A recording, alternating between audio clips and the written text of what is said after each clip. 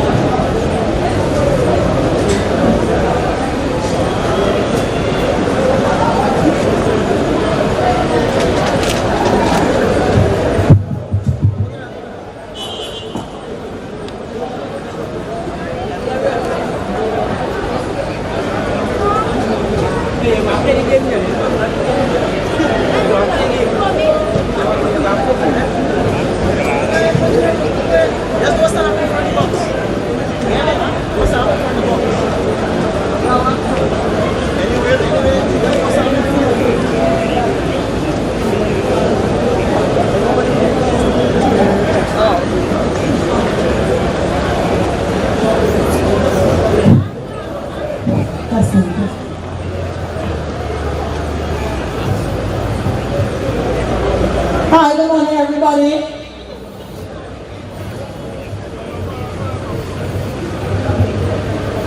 Hi, morning. Hi, I'm from here, everybody. Hi. And we just have everybody across here. We're going to do a few introductions.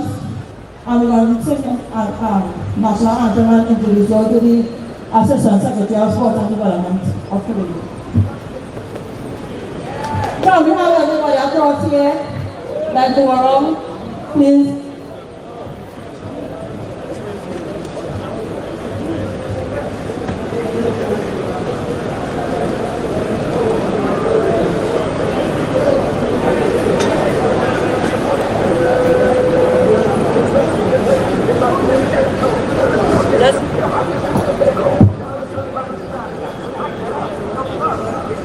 Just make yourself small, it's going to be very short, the longer you take, the longer it's going to take. We want to start the game as soon as possible, so everyone just gather yourself small, and let's have this introduction short and sweet, please.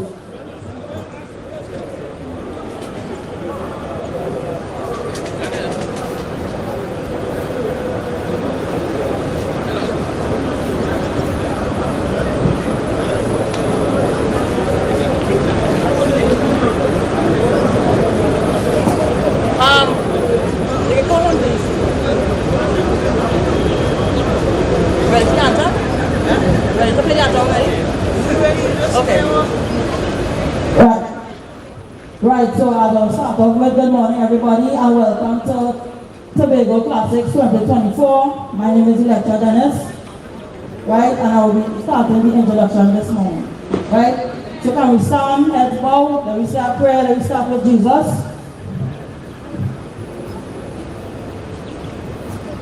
And then we'll start with national anthem and we'll introduce you to the Chief Assistant Secretary of Sport and Development. Okay? Silence please.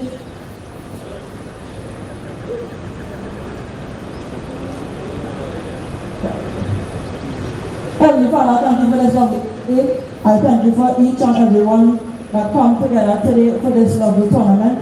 I hope that everyone here comes with less injuries, and I hope everyone here also has a great tournament today. Guide each and everyone here home after this tournament in jersey my prayer. Short and sweet, right? Right, so can we start with the national anthem? Motto.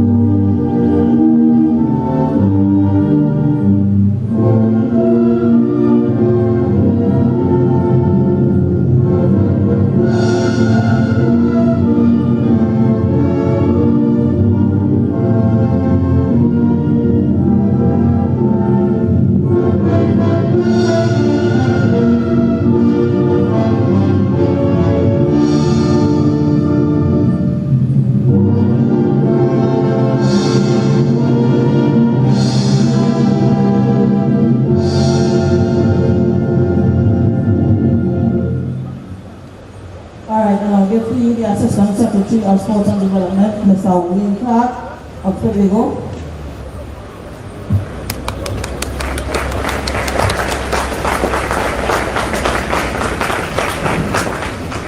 Gentlemen, a pleasant good morning. Pleasant good morning to each and everyone, and to all who travel here, welcome to Tobago. I hope that you have a good stay, you enjoy your stay, most of all enjoy the games and enjoy Tobago. This edition of the rugby, we want to congratulate the organizers. I think we should give them a round of applause.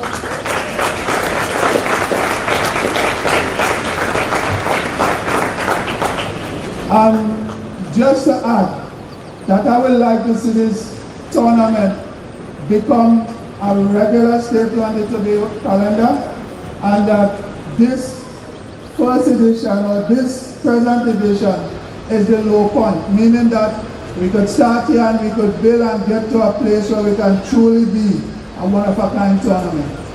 The Tobago House Assembly will continue to support where we can. We assure you that going ahead, we will have a proper venue well prepared for you. We will continue to work with you to raise the standard of this event, and we actually hope that in years to come we could look forward to coming to this event on a yearly basis, coming to play, to enjoy your game and to enjoy Tobago. So thank you for coming. I hope you have a wonderful weekend. As I said, the THA will continue to work with the organizers to have a better organized, a better run tournament, and that this being the low point, so expect it to get better every year as we go forward. Thank you again. Thank you for the opportunity. You all can call on me anytime. The only thing I can promise is that I can't run and bounce from nobody and nobody bounces either. So enjoy yourself, have a blast, and let's play.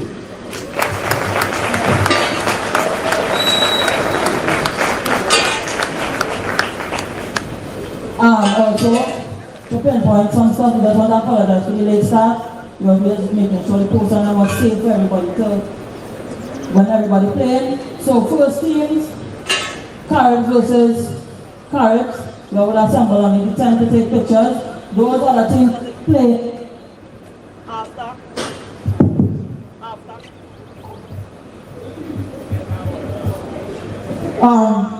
Right. Team that is playing after will please assemble underneath the digital tent, so when your time is ready to come, warm-up starts on the second half of each game. We're just trying to make everything run smooth for the referees and everybody else here. So again, I apologize for the late start, so let's just get started and run, please.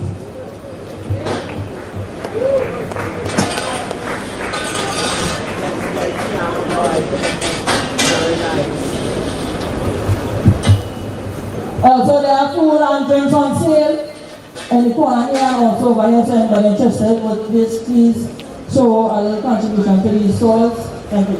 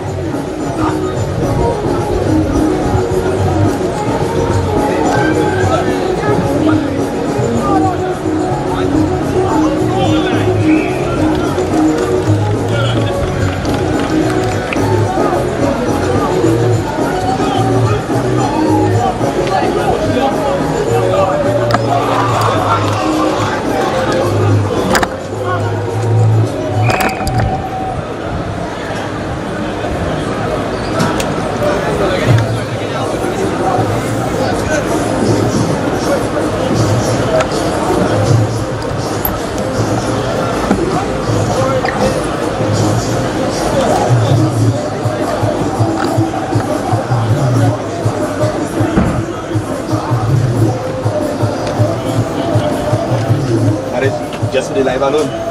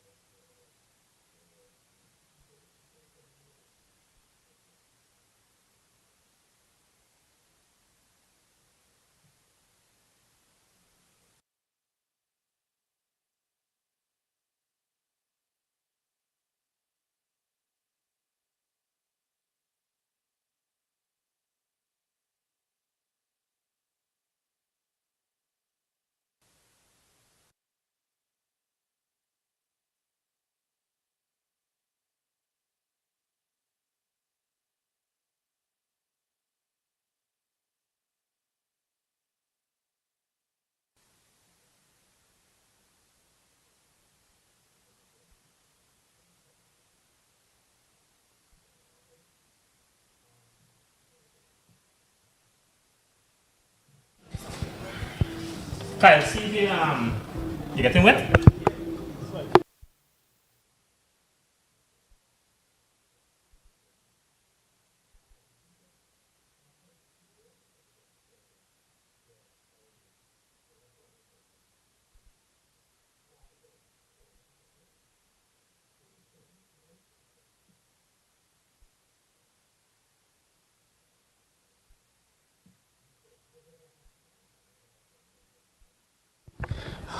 All right, and we have the first kickoff.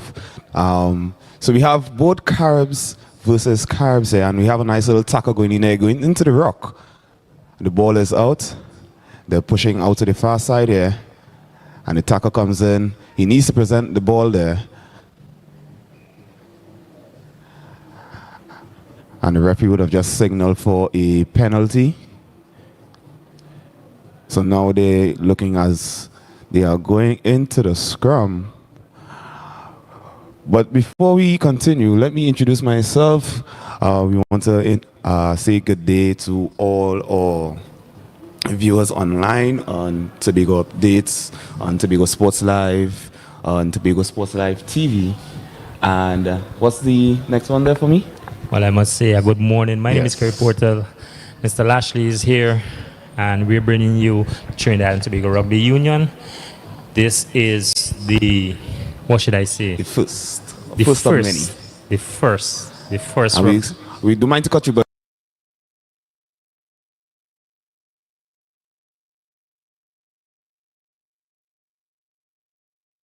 that far left side, making the great run into that deep end there. So now they're going to be trying to get a kick off in terms of getting those extra points on the, or rather over the H there. So we have Caribs A versus Caribs B, and this is the under 20 male division. So this is the Tobago Rugby Classic 2024 right here in Show Park, Tobago. This is something that is very good for Tobago. It's been a while since the CARICOM games. Yes, Games? the Commonwealth, Yes, Commonwealth Games. But before the Commonwealth, Tobago actually used to host some rugby tournaments. We had 7s and 15s back early in the days. So it is refreshing to really see that the sport of rugby coming out of the Commonwealth is now back into the Tobago hemisphere. And we want to just invite the public, don't mind the weather. We know that most Tobagonians, when they see the rain, they don't like to come out of their house. But I will say this weather is the best weather for rugby. It just makes the rugby more entertaining and more exciting and stuff like that. So we have start over. So as we see, I believe that is to be the Caribs B team.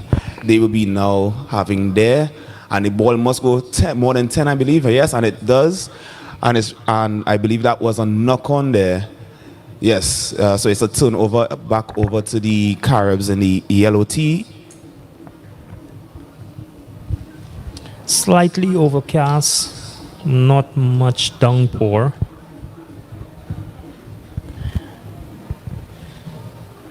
Right, so it seems that both teams are making the relative subs. So it seems to be a fresh team of 7 coming on for both teams right now, both Carib A and Carib B, the under 20 male.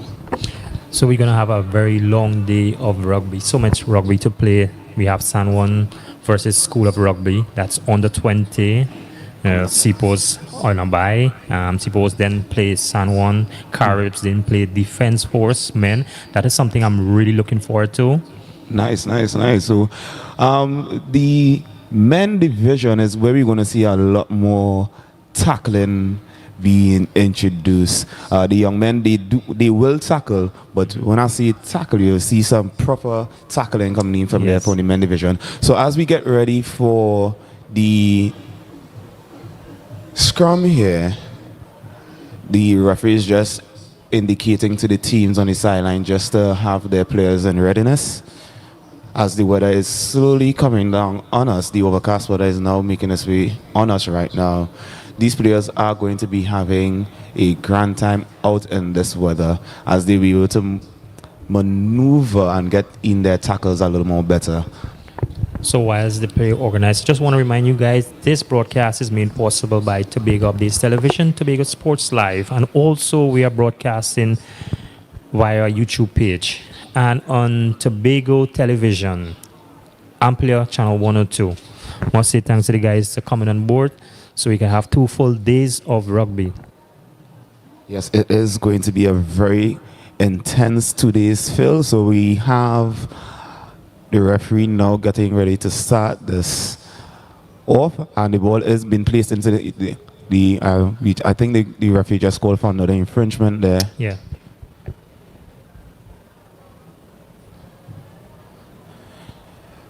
So in this, what we're seeing here is that they must listen to the instructions of the referee, and the ball is out, and we're looking to go on the far right side. He pushes him off, and it's a try, a lovely try coming in there for that's Again, I believe that is Caribs B. They're getting their second set of points onto the table. I can't be mistaken. We will confirm the correct size in terms of who is Caribs A and Caribs B for you guys. But right now, we have one side of the team making their name as they would have scored their second try this evening.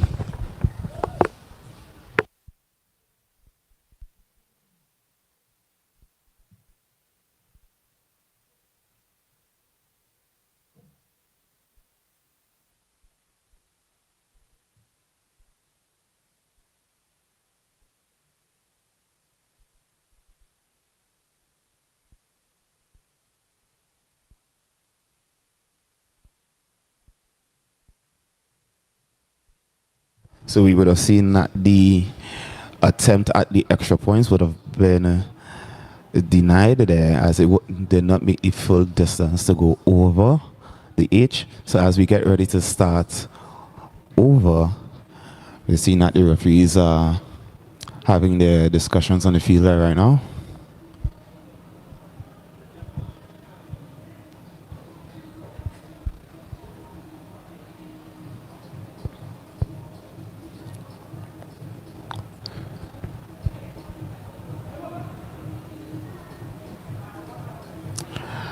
And as they get ready for the kickoff, the whistle is blown. And the ball goes over into the mix, and he gets the ball, passes out to the far side, and it may look like a try here.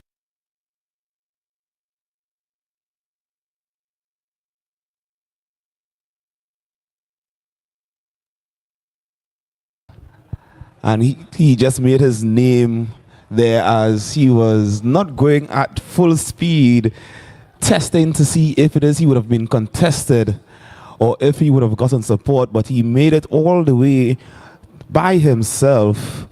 And that now is, we're looking for a conversion here for the kick. And it just falls short of making its way over the H. Slightly overcast, but nevertheless it's cool here in Tobago.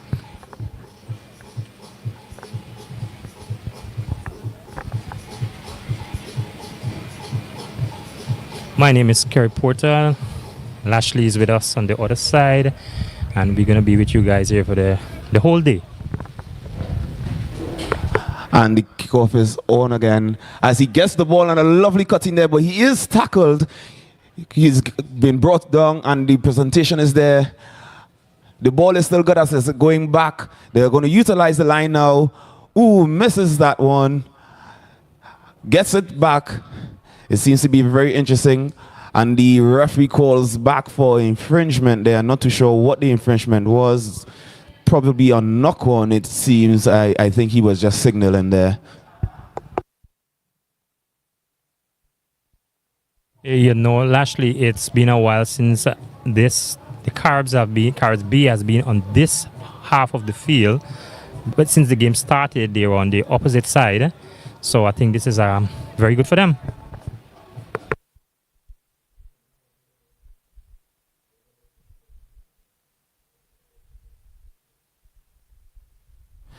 And as they get ready to go into the scrum here, again, they must listen to the instructions of the referee. And the ball is presented. The scrum is going wrong. And the ball is out. But I believe I just heard the whistle coming in there from the referee. So it must be an infringement there. Yeah.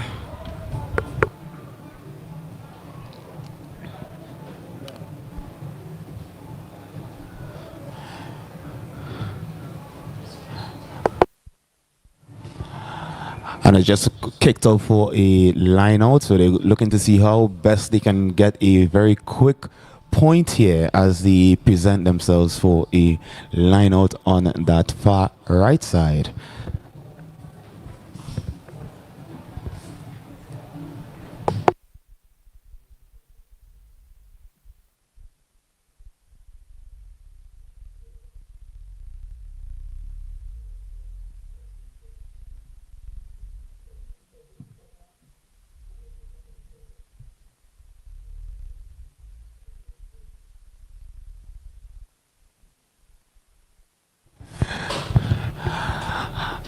And they get ready. The ball is up, presented. And they try to get the ball out of their half. You're going to crash it in. Is he going to make it through? He's not been taken down yet. And he's powered his way through. He must present that ball. And the ball is out. Looking for that space. Number 10 trying to get that space. But unfortunately, the ball was just ripped. But it seems to be called back at an infringement. And Caribs A, I believe, is in white. Does get the ball. Does make it through. And number 86 is powering through. He's going. Is he going to be able to make it all the way? And is tackled, but the ball came out of his hands. I'm not too sure if that is going to be a knock-on or fresh. But the ball is now turned over.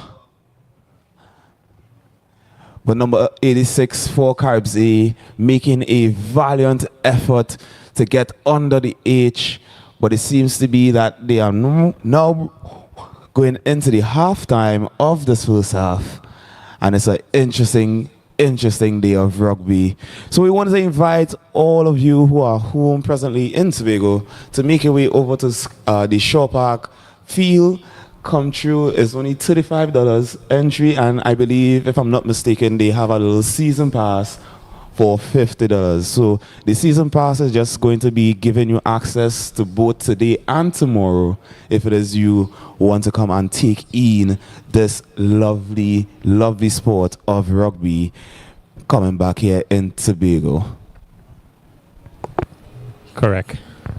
So if you are rugby fans, make your way down to Shore Park and enjoy a very cool day. Slightly overcast. It seems like the shower has subsided and we're seeing blue skies, Lashley. Sorry, I got sidetracked there as I'm just pondering on the upcoming game of San Juan versus the School of Rugby. The School of Rugby sound like the School of Hard Knocks. You know, whenever hear that, that's saying the School of Hard Knocks. So I believe the School of Rugby is going to be coming to be showing us exactly how to play rugby. With a name like School of Rugby, I believe that is their intention.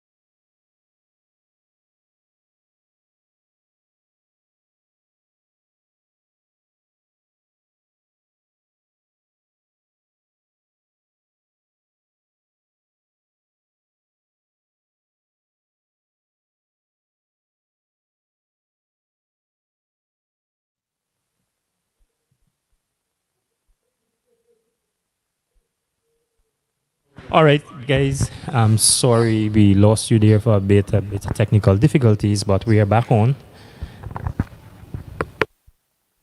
So yeah, so we understand that everything is man-made, so we would have some technical difficulties.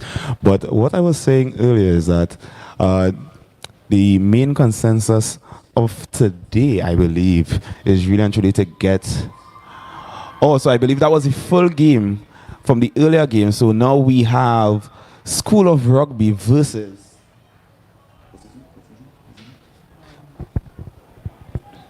School of Rugby versus San Juan. And so the earlier game, I believe Caribs B would have walked away victorious from that match. So now we have San Juan versus School of Rugby under 20 males. So as they get ready, the referees outside with them. Our lines personnel are ready, and we are just waiting for the whistle for the first kickoff of our second game.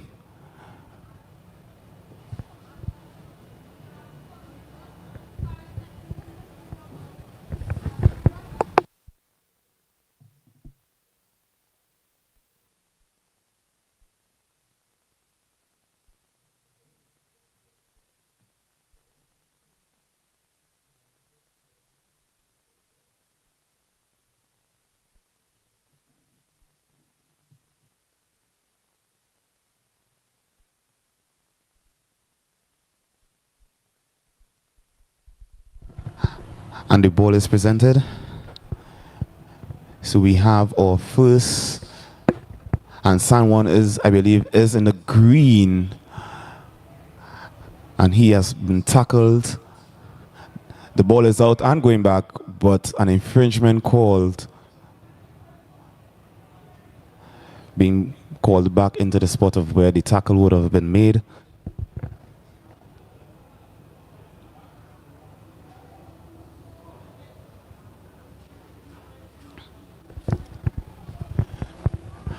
Looking to push to the far left, and the ball is out, and the winger is making his way. He alone, he gets off one tackle, gets off and tries, and that's a lovely attempt there. But I believe that is...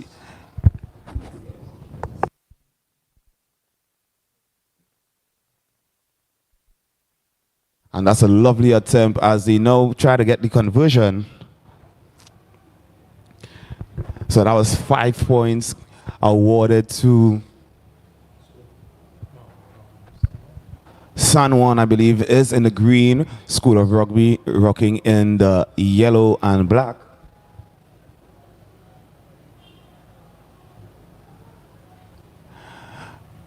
And with this, if they do get the conversion, they would be awarded 2 extra points.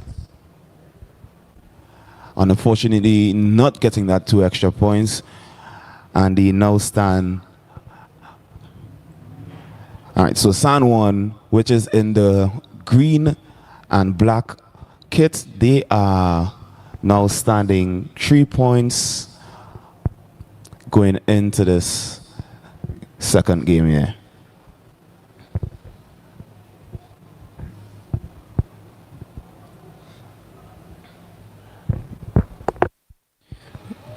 Want to say good morning if you're now joining us.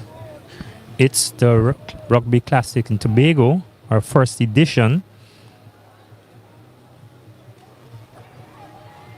And that's a lovely attempt in the center there by School of Rugby.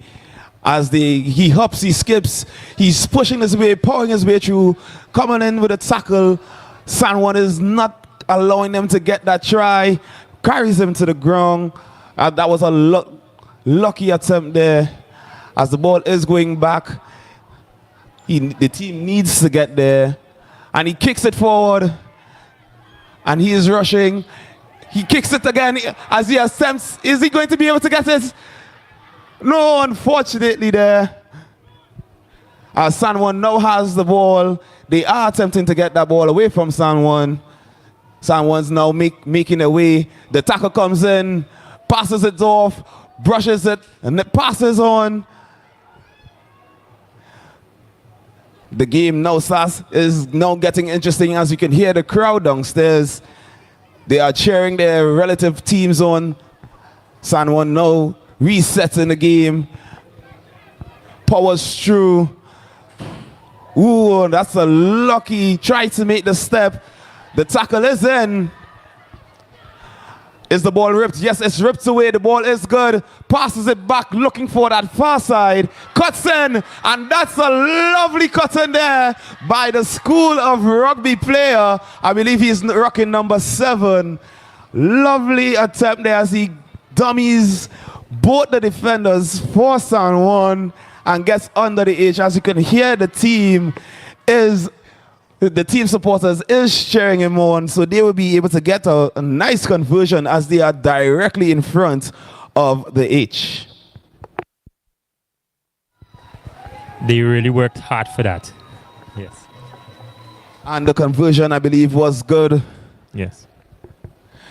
So that is now the conversion has now put School of Rugby ahead by 2 points, and they are now going to be playing with this in mind. The morale for the School of Rugby has been heightened, and that is one of the beauty, or I would say the most beautiful things when it is you play this sport, especially when it is one of your teammates makes that valiant effort to make that attempt to score for your team. It boosts the morale of the other teammates. So it's lovely to see that now we have both teams are going to be trying their utmost best, and the kickoff is on, and unfortunately it didn't make the full 5, and now the turnover is there. San Juan looking to send the ball back into the middle because it's now turned over for them.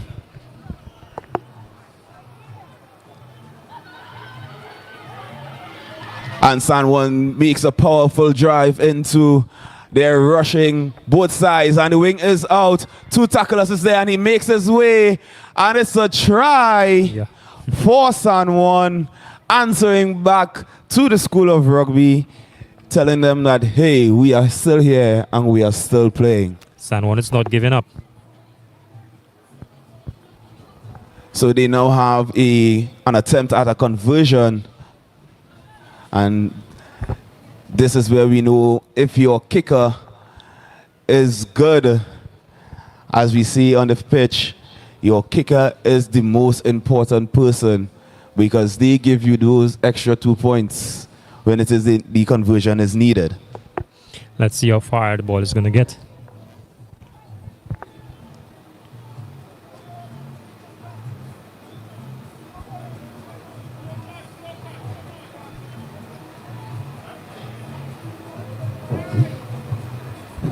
With a driver of 6879, you are asking to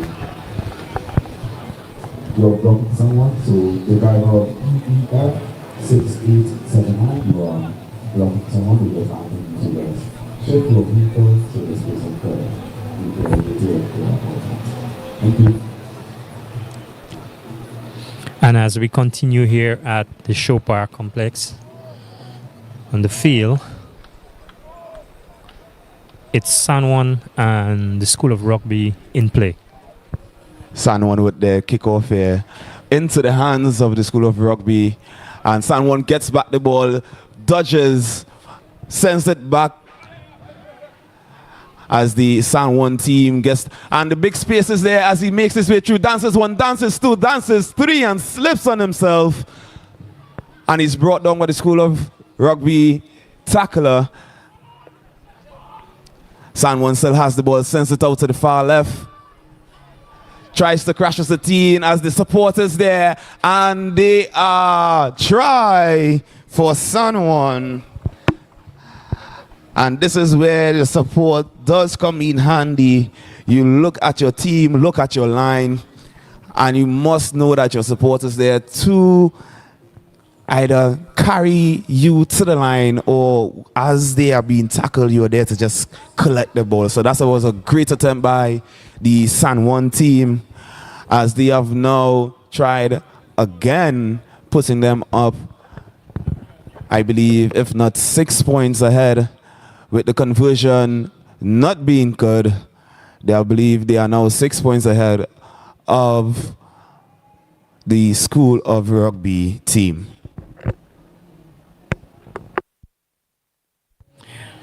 We'd just like to say this stream is being made possible by Tobago Sports Live and Tobago Updates Television. We're streaming on all our platforms, YouTube and Facebook. Also, we're live on Tobago Updates Television on Amplia Channel 102. My name is Kerry Porter. Lashley is on the other side. Lashley, how has it been going so far?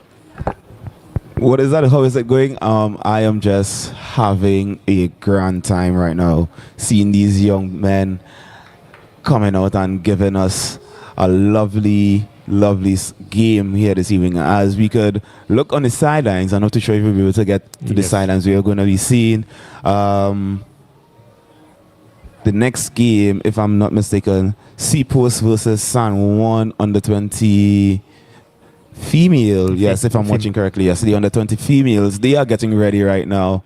As we could watch on the sidelines, they are prepping themselves for their game.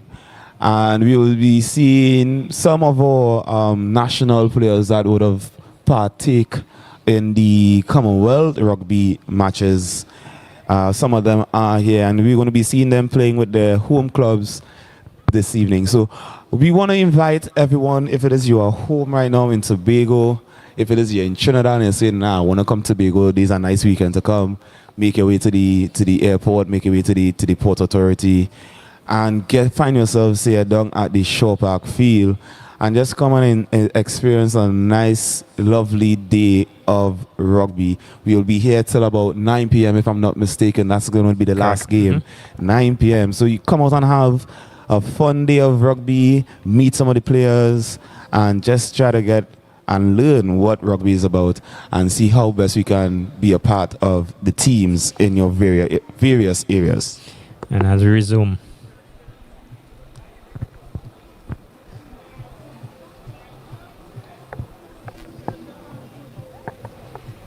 A little later, we're going to try to get a word with the host. Soon she is available. She's kind of busy now. Well, I mean, everybody is trying to ensure that today goes off relatively smooth. So as we get ready for the kickoff of the second half of the under 20 male, San Juan versus School of Rugby.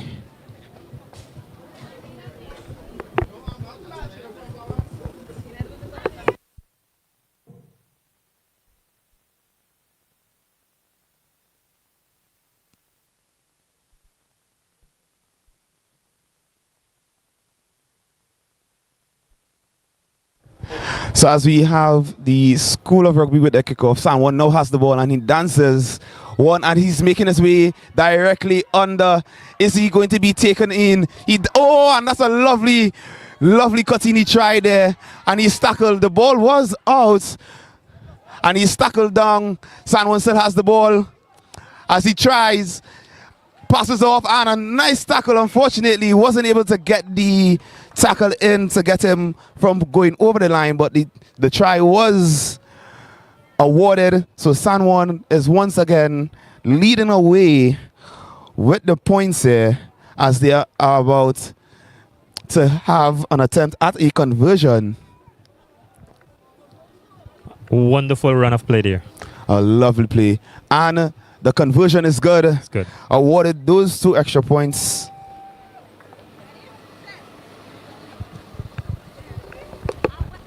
And that was a lovely, lovely run by the San Juan number. I believe that was number 905, if I'm seeing directly from this far end here.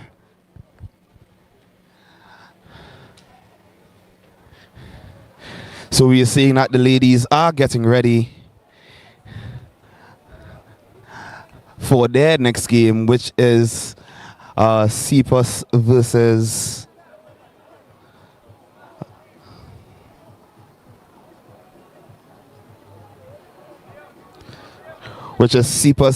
San Juan, the under 20 females.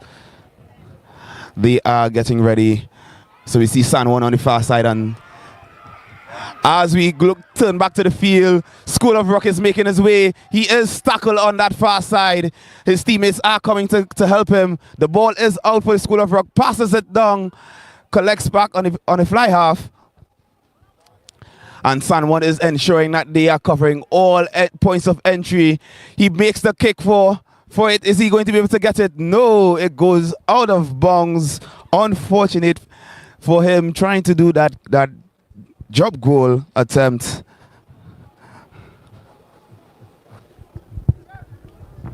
Very exciting rugby here.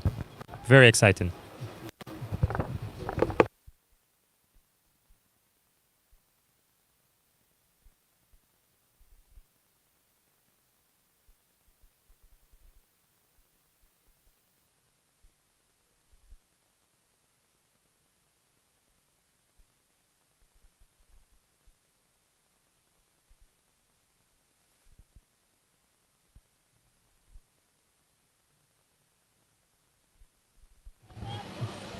So my co-commentator is putting himself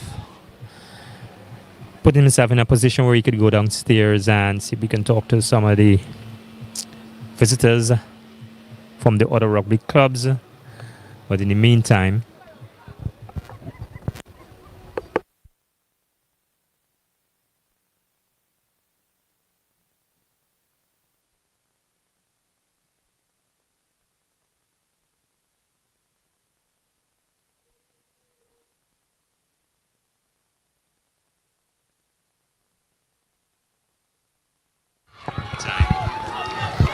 So I'm not too sure if you hear me here. You hear me? All right, nice. So I'm just now field side as we seeing CPUS is now getting ready. So I'm seeing the coach for CPUS here, and she's looking a bit shy. So we're just gonna introduce. So hi, good day, ma'am. And your name is? Hi, my name is Caribs. All right. So you're here today for the tournament. So what is the game plan?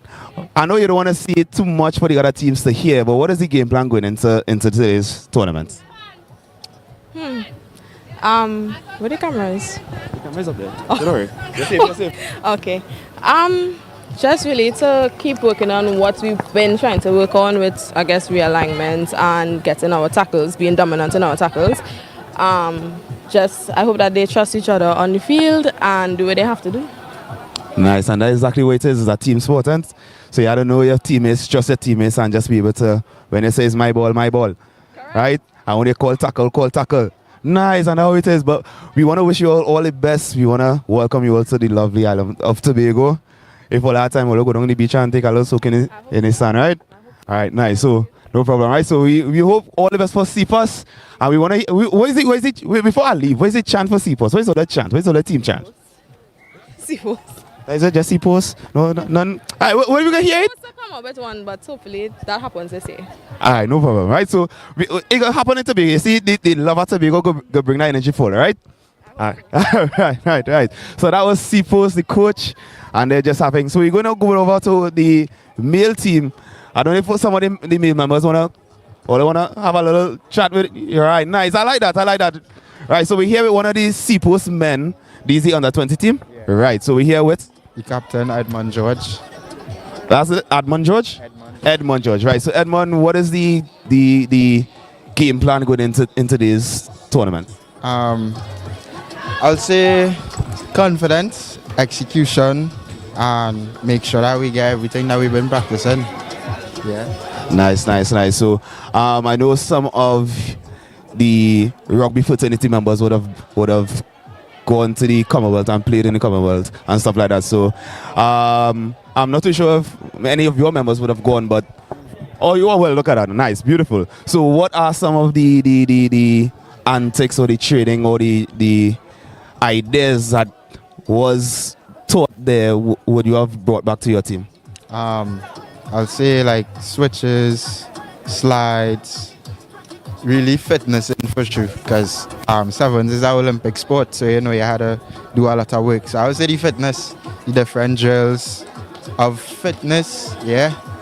Alright, so they're definitely nice, so that is good. So what we will do is we want to wish you guys the best going into your game. We know the females are up next, so we just want to see how all they're going to support all the females, and the females are going to support you guys. So we want to welcome the team to Tobago, welcome you all to the tournament. It's going to be the first of many, and as I tell Coach Lady, make sure and give make sure the coach guy don't need to be chanting now, boy, in Tobago now, boy, you know. Right, nice. So so as we get ready.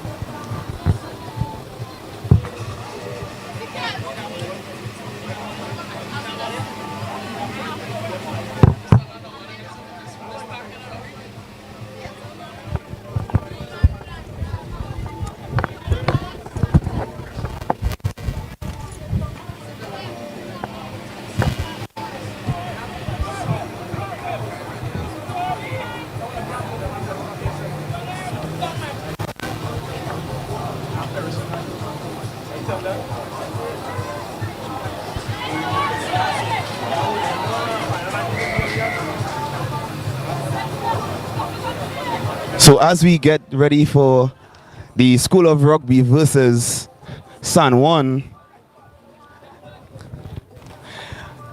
as we see San Juan is making their way. San Juan gets the ball and a tackle is out. The ball is knocked out of his hand. And a lovely dive, but with an infringement called by the referee, seems that the ball is now being turned over to School of Rugby. Yeah, so the ball is now in the possession of School of Rugby as they now go into a scrum. And once again, they must listen to exactly all the instructions of the referee, else they will have a turnover.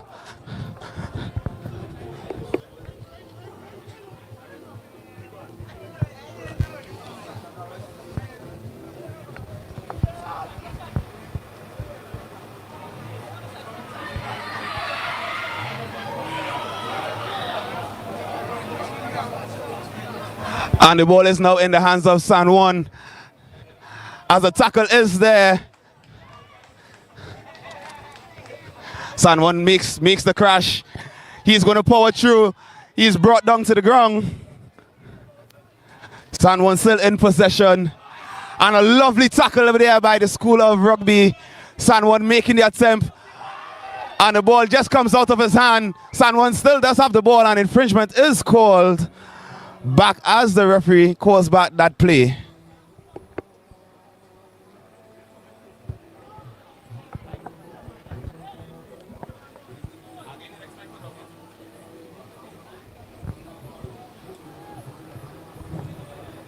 So the referee calls back for the ruck as the ball is in the possession of San Juan. As he gets ready, he presents the ball in. The ball comes out. There's a scuffle in the center there. As a lovely push-off tackle by the School of Rugby. As the ball is out in possession of San Juan, they are crying them out. Lovely dance too.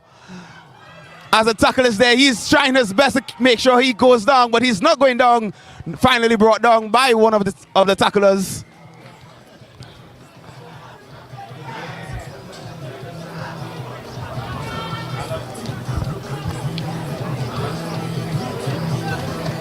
And the ball is still in the possession of the San Juan team.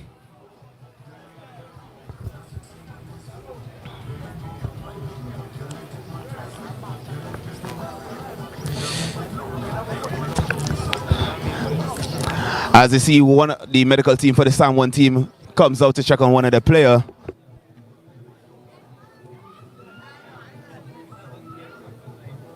Check 1, 2.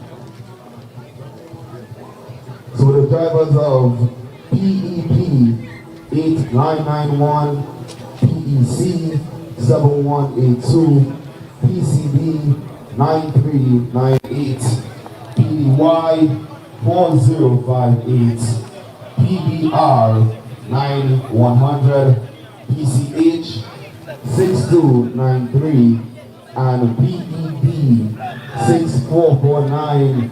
We are kindly asking for you guys to remove your vehicles. Once again, that is PEP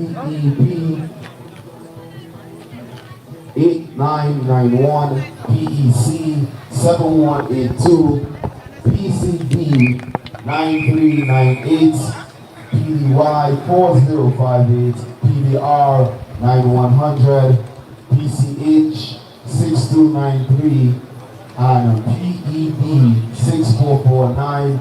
We are kindly asking for you to remove your vehicle and park at the base. At the school parking down the bottom. Yeah, right there. Alright, so I'm just don't shoot the messenger. I am just relaying the message.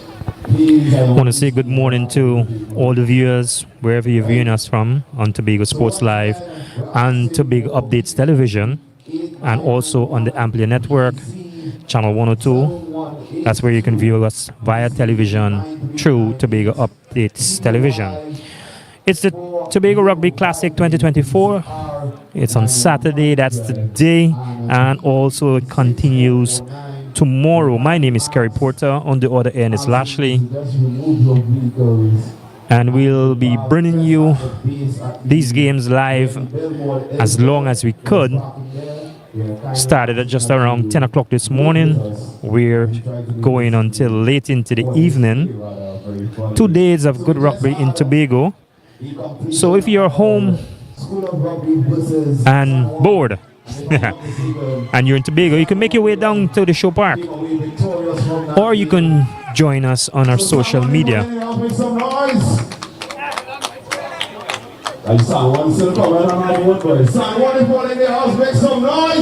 Must say thanks to Tobago Updates Television and Tobago Sports Live for taking these games live towards wherever you are in your homes. Better known as Graham, better known as Spider-Man. And I'm here.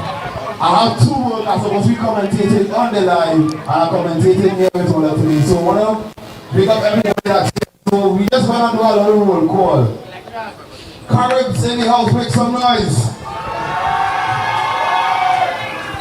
All don't give me my pronounce all the name wrong. It's C-Post, right? Or C-Post? C-Post, make some noise! Right. I'm not too sure how I'm pronouncing this one here, but I'll try. Mashuja. Look at that, I actually see it here on the list. So, looks like C-Post and San Juan girls about to take the field. And it's the kickoff. Brothers, make some noise! I don't think they hear. Try it. Brothers, make some noise! Okay, let's see it, boy. Right? Here's my team, boy. Police, wanna make some noise on the inside now? Yeah, right, I like that. Tobago Rebels, make some noise! We got to be check, boy. What going on there, boy? Tobago Rebels, make some noise! Alright, well, let them know a little bit now. Let them help them out. Right, where's the next team here? Tobago Rugby. I just going down the list. They call it here, all the name, all they make some noise, all they make something. Right, so as we get ready, I've been too far from this, Steve. So as we get ready for the under 20 women, C-Post versus San Juan. Well, they make some noise support for the team. C-Post make some noise on the inside. San Juan make some noise on the inside as we get the conversion from San Juan.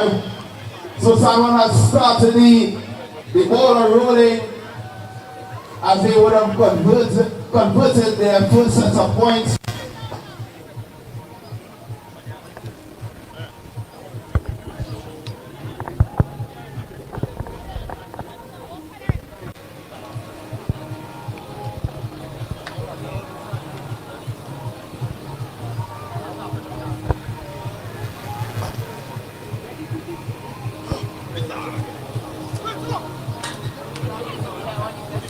So we're seeing that San Juan would have just converted over their conversion as their try. So we're seeing C-Post versus San Juan here. That this is the 3rd game for the evening. So once again, if it is you are home, you're here in Tobago, you can make your way over to Shore Park and take in this lovely game. So we are seeing that the C-Post now has the ball in their control as they're making their drive. Number 18 makes a long drive down into the middle. She is being chased, but it seems that she's going to passes the ball off, and it's going far side, and it was well done. And if I'm not seeing, yes, I'm seeing correctly that she was brought down. Ball is still good. As they make their way back into the center, C-Post is trying their hardest to get that try, to get that conversion. As the tackle is brought in, and she makes her way over, and a lovely try by C-Post. as they now make their way over to try and get that conversion for those extra 2 points. So once again, we are live on Tobago Sports Live, Tobago Updates on Amplia. So you can make your way over if it is you wanna experience the vibe and the energy here with the teams and you're just home watching it. You can make your way over to Shore Park. It's only $35 at the gate. Or you could get yourself the season pass for Saturday and Sunday for only $50. So make your way over here if you're here in Tobago and just enjoy a lovely day of rugby with us here at Shore Park. I want to say good morning also to viewers online, wherever you're viewing us from. You can just share the link. So as we see that Seaports would have just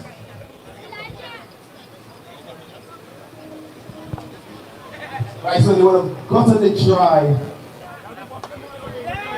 and the kick is off. San Juan now has the ball.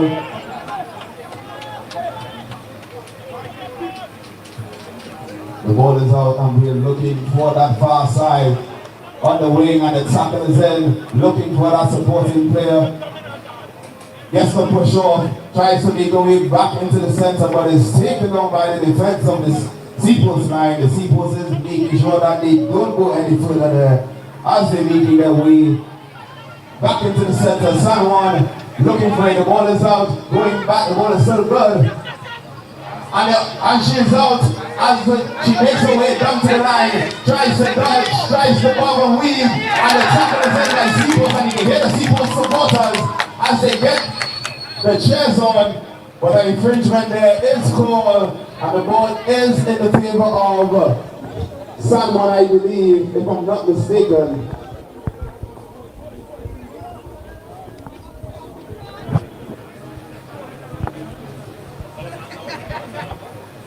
So as we see that the referee would have just called back the ball for infringement as they now present to go into the scrum.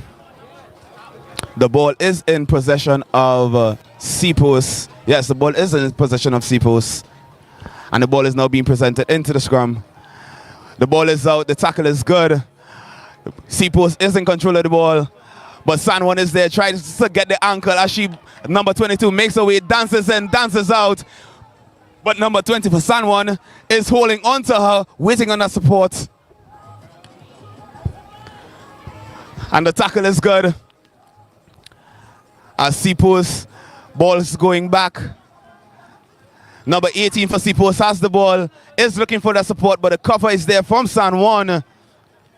As Seaports is making their way, trying to get number 13, does look for that dance, but is taken down by the San Juan defender. And an infringement call by the referee there as we get ready for, I believe, the turnover. And San Juan now has the ball, dances, and a lovely tackle by the Seaports number 14, I believe that is.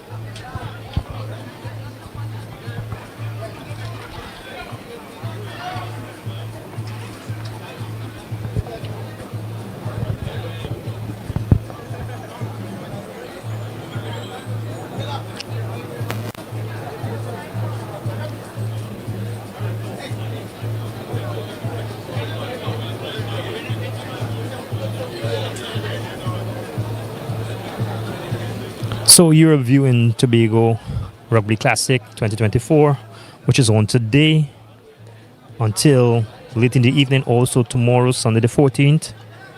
And we are at Show Parks, just $35 for entry. Just want to say good morning to some of our online viewers. Deandra Hercules, good morning to you. Yes, it's still morning. It's actually getting on to midday. My name is Kerry Porter. Lyndon Lashley is on the other side. Don't know where he's headed to. But if you're on the stream, you can share the live with all your rugby friends and families.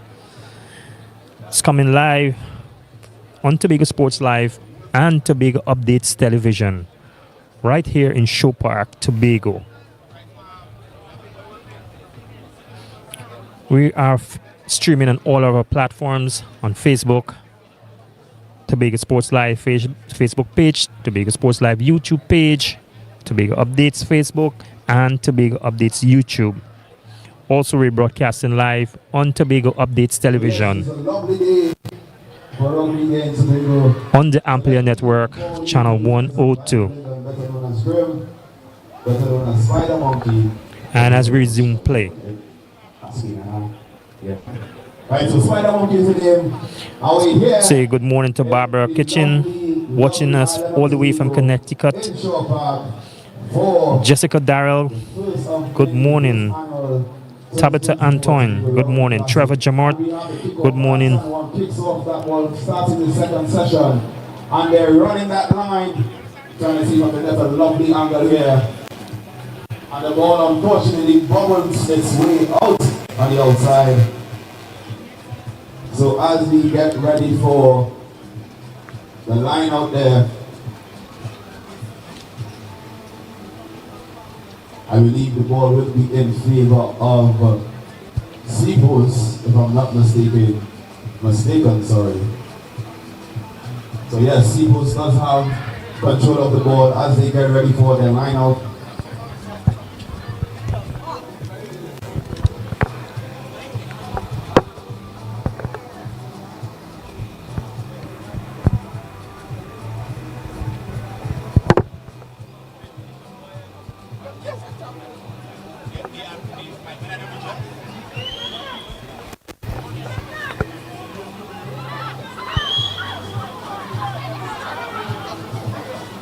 And the ball is in play. And San a lovely tackle there from Seapost. And we hear the supporters in the background that Seapost must win this game. All their chips are on this team. So as we get ready, we also want to ask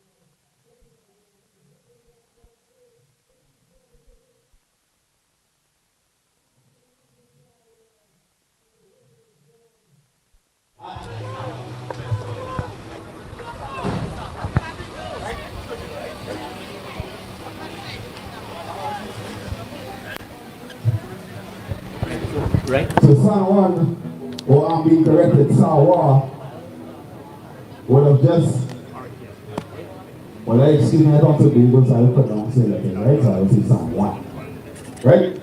So San Juan would have just made their try. So as they get ready for the conversion, Yes, no problem. You come back. right, the conversion, I was just thanking my co-host there. The conversion was good, I believe it was just.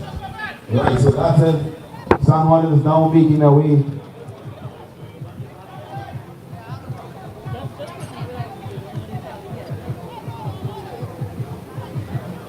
So as they make their way back into the half, not too sure what the tally is, but I believe San Juan is running away with the points here from Seapost.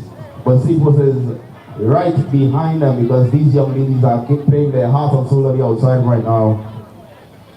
And the kick is good. As we see Seapost now has the ball crashing into the center and pouring her way through. And is finally taken down there. And there is a scuffle on the inside. Seapost does have the ball, passes it down to the right as they are carrying the team out to the far side on the right. And that is what you call speed. Look at her run. Watch them legs work. And she makes a try, and that's it for Seapost as they would have made a lovely attempt. And it paid off well in the end. So we're now making our way over for Seapost to get that conversion, and Seapost is slowly making their way up on the points. Sorry. At the end of the day, I might need a good bottle of water because my God, am I talking all evening.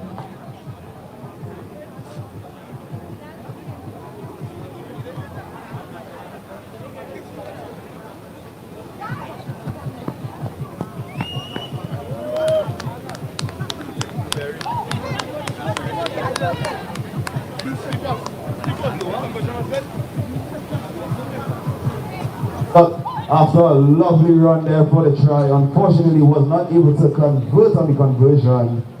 But it's all fine and well as we get ready. I feel I need to make my way a little more closer into the action.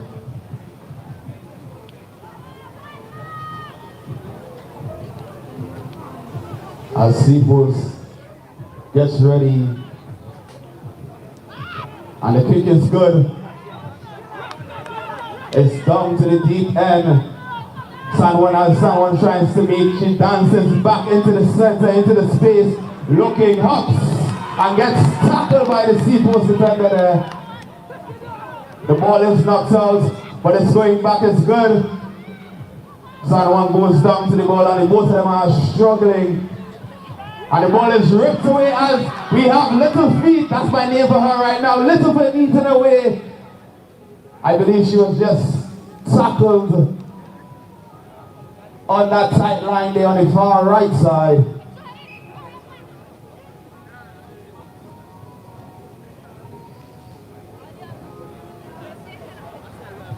So she was pushed out.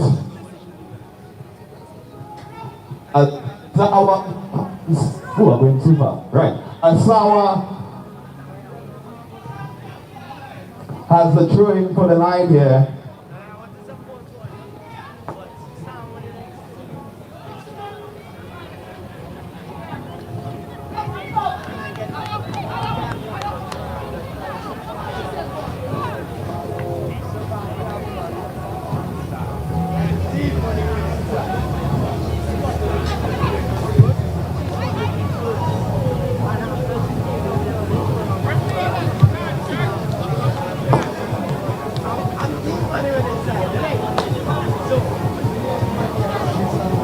As they get ready, and it's presented, and as it comes out, it goes back, and a lovely tackle there.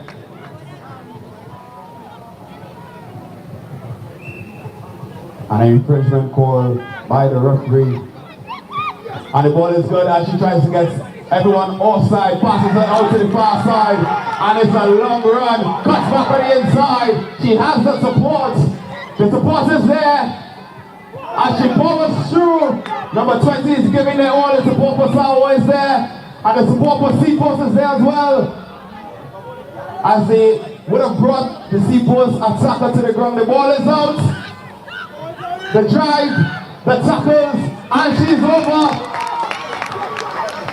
I'm waiting. The referee calls it short, unfortunately, but it was a lovely attempt by the Seapost team.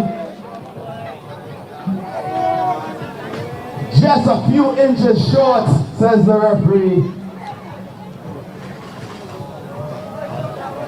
I will get hard for this year anyway.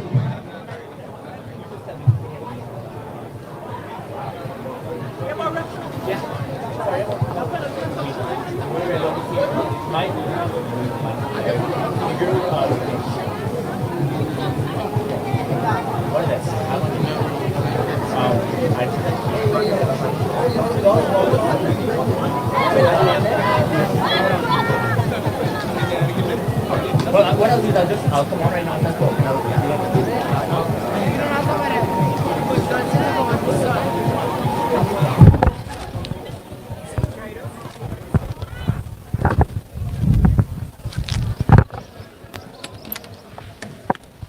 So tomorrow I'll do after a monitor so you can see it close up and everything. And I'll do it phone. Yeah, this is the stream. Awesome. Perfect. So I can start talking on this one side, press. Yeah. What's your name again? Robert Stone, sorry. Robert Stone. Yes, tomorrow I'll bring a screen so you'll see it bigger and you get it once This is perfect for me. So I could, do you mind if I start talking? No, you go. Oh.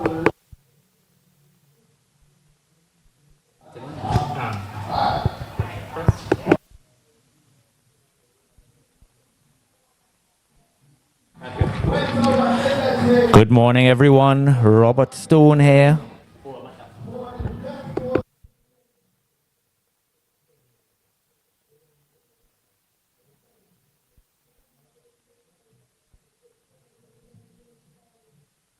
going to be outside.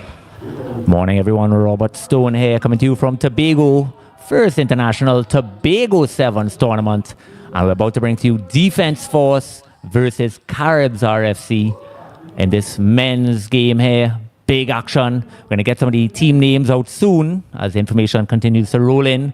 Defense Force, winners of 3 of the 4 sevens tournaments in Trinidad and Tobago this year. Massive champions. Caribs A won one of those tournaments and they want to make it 2 here.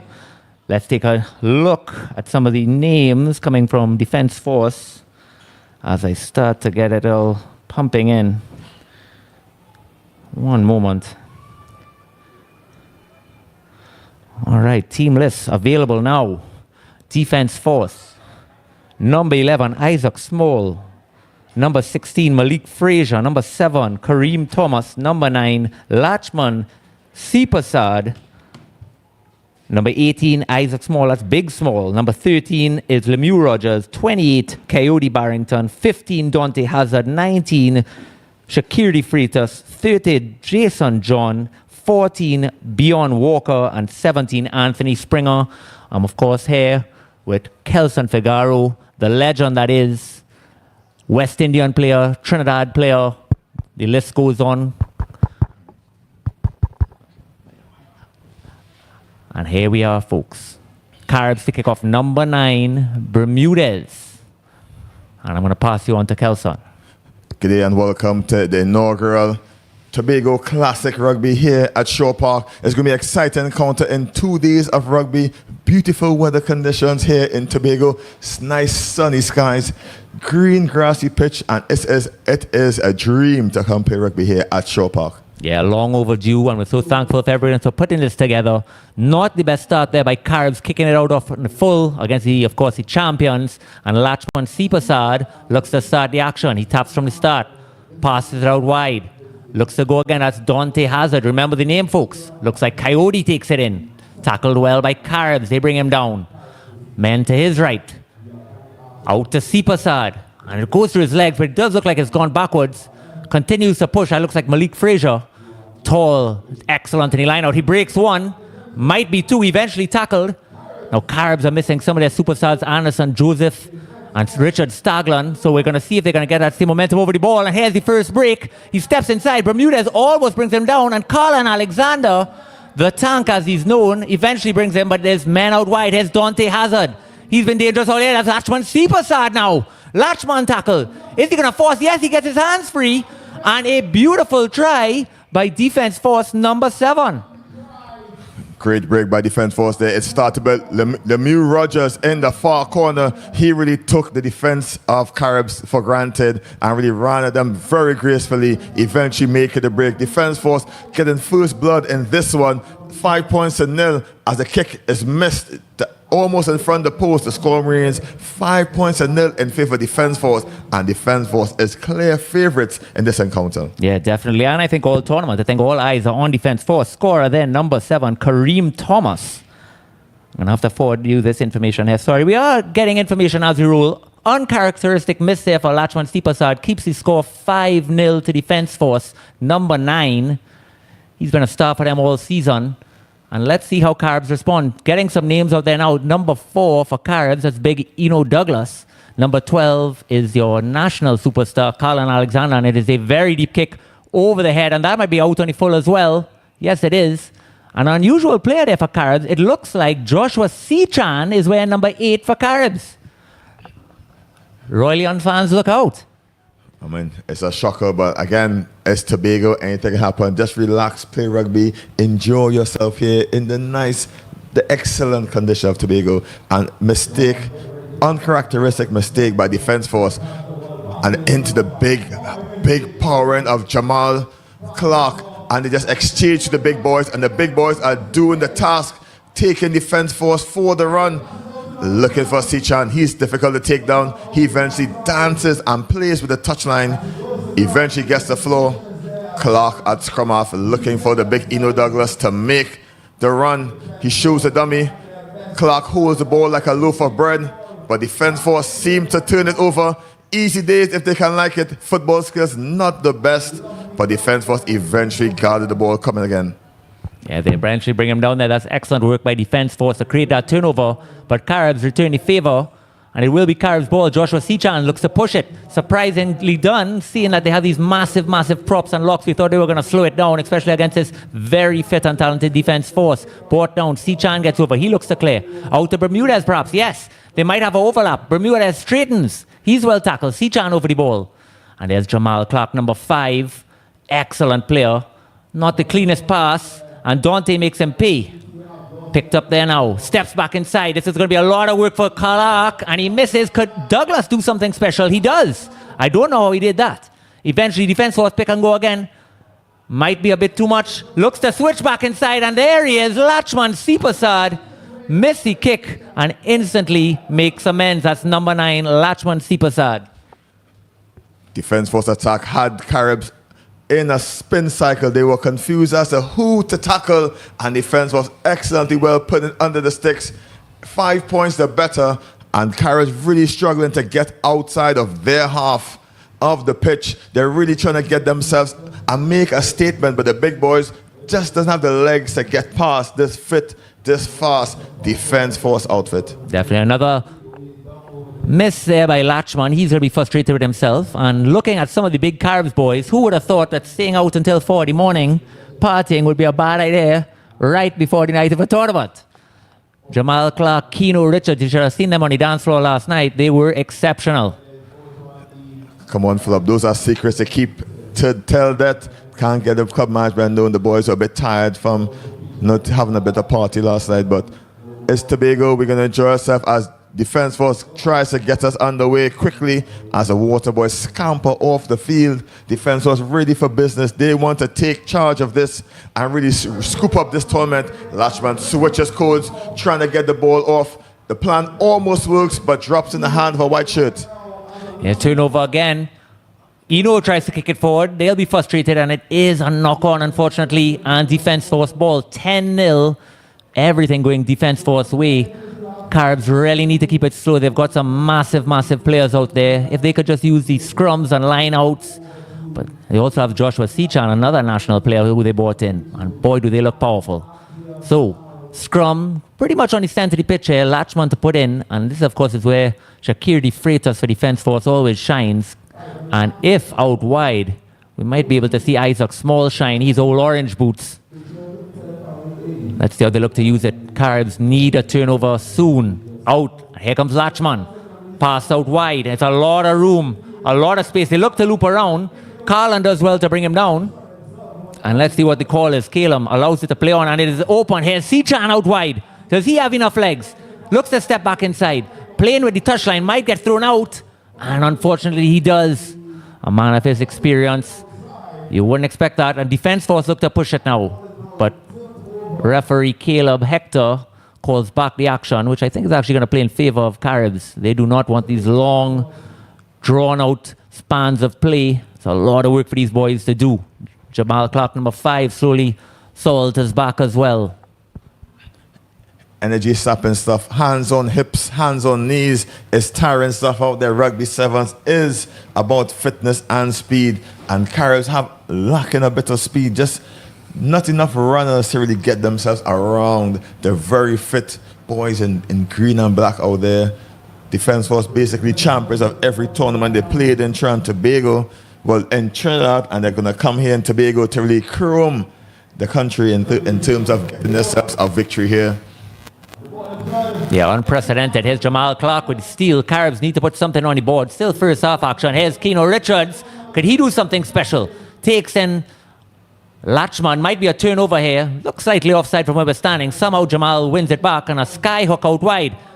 Here's Bermudez now. He takes it up. Could he get it free? He does to Douglas. Douglas, big number 4. There's Eno Douglas with a massive try there for Caribs. Takes his score now to 10-5 to Defense Force. Great left foot step by Eno Douglas. There were men out wide if he needed them, and they were just beat to push the Defense Force players out wide. Eno Douglas just stepping on the inside and just under the sticks. He's going to get the Caribs on the board, and this one, just before the end of the first half, Caribs strike back and keep themselves in this one. Now this is where the conversions could really haunt Defense Force. Let's see. No, Bermudez pushes it wide as well. And he's going to be very frustrated. So it's halftime, 10-5. Again, we're here, Tobago Sevens, 2024. Hopefully it's going to become a regular annual thing, and we'll see you all here shortly. The party is going to be starting later, and we'll be back shortly.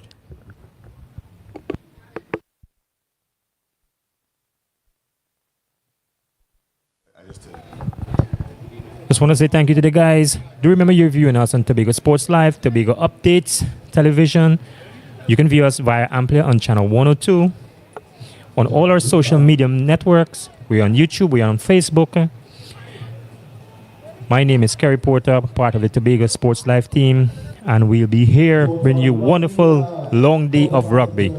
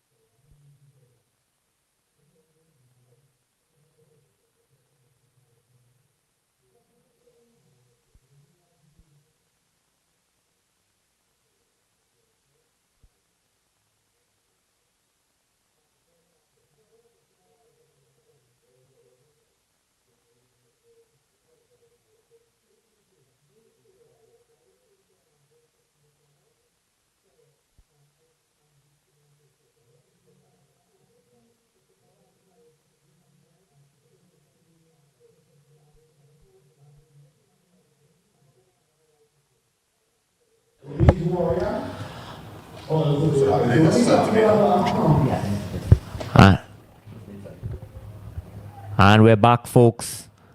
Defense Force, Caribs, massive fixture. Both of them are champion-winning teams. Defense Force now not looking to panic, but they're only leading by unconverted try, so it's still anybody's game. But the conditions do favor Defense Force. Their fitness is going to be a factor here. Early days, of course. Lots of information to continue to pump out. We want to thank, of course, Tobago Rugby Classic 2024. Come on down to Shore Park. You're with Robert Stone and Kelson Figaro. Defense Force to kick off is Latchman Sipasad again. And if you're around, of course, send us some love. We're streaming live. And here we go. Just a false start by Latchman Sipasad. The referee, Caleb Hector, just adjusting his watch, making sure time is on, arm is up, we're ready to go, and Defense Force gets us back on the way. Low kick to Eno Douglas. He's smashing the contact but stays on his feet. Great offload. Caribs, the big boys, are doing the work as Bermudez dinks it over the top, looking to catch it back. But Defense Force is up to the challenge, eventually getting the hands of Sipasad, the playmaker. He's going to look for the space out wide, switches back inside. Jamal Clark and Sichan try to snatch him in, but he's too quick, he's too fast, and he's on his way. Try time, Defense Force. What a start by Defense Force. Exceptional. Very strange choice there by Caribs to hack it through when it was loose. You would think with the big boys, they just want to do this slow phase play, but they gave him a chance, and the cover work by Latchman Sipasad has been classic all year. He made it happen, picked it up, went right, fed it, beautiful loop, and what a try. We're going to try to get a number on that soon. It looked to be number, is it 10? We'll get a name shortly. And they convert. So they're now up to 12 by 12 points there. And Caribs not the start they wanted. Defense force no shortage of speed on that occasion, and they did excellently well to use the entire width of the pitch to get around the boys in cherry and white. Defense force in control. Sipasad really doing really controlling the things from the behind, and Bermuda is really just kicking away possession, something the big boys may not be pleased with, and it cost them 7 points, the better. I think they are missing their talisman, who is of course Richard Staggy and Anderson Joseph for injury reasons. But let's go again. Can Caribs make something happen? Here's Bermudez. He does a beautiful step. Can't wait to harass him about that, but it is turned over. It's going to be defense ball right on the 5. Let's see what they can do. Lots of options out right. No, it is a knock on, and it will be Caribs ball. No, now it's a penalty. It appears to be for arguing. Caribs with a little bit of a lifeline. Just want to highlight it was actually number 30. I believe it was Jason John who scored that last try for Defence Force. Again, information slowly coming to us. No, I may have made a mistake there. My apologies. Here's Keno Richards now. Looks to straighten, takes in 2 men. Eno Douglas Clares. Can they make it work? Men to the wide. Alexander steps. He shrugs off 1 and powers past 2 and now 3, but throws it into the hands. I believe that's Malik. Let's see, can Defence Force settle it down? Out wide now to Lachman Sipasad. What is he going to do? Swings it wide now. They've got to overlap here if they could use it. 2-on-1. Looks simple enough, but he looks to switch and he may go himself. And he has way too much power and pace. Kelson. Too quick, too fast for Bermudez out there. He was left for dead, standing defending nothing. As we can see, all the Caribs boys calling for substitutions. The sun is blistering out here at Shore Park, and you need to have a certain level of fitness to play and compete against the quality of Defence Force. And he just looked like he just strolled down to the port and just walked around and got himself some sort of Benet ball and snacks, because it was easy as that. Right back on the try, and Defence Force is 2 points, 5 points better after that occasion. It's actually quite amazing how many Caribs players look to the sideline after that try and motion that they're ready for a sub. Eventually the coach had to say, sorry, we can't sub all 7 of y'all. Some of y'all have got to stay on. Big try there by Defence Force, and that pretty much puts the game to bed. And I think some of the Caribs players are kind of recognizing that, thinking that they're going to have to regroup for day 2. Lots of rugby still to play, but beautiful start there by Defence Force. These are 2 of the favourites going into this bracket, and they are showing their class. Lachman Sipasad, no rush to start back. I believe time is stopped there by Caleb Hector. He looks to restart now.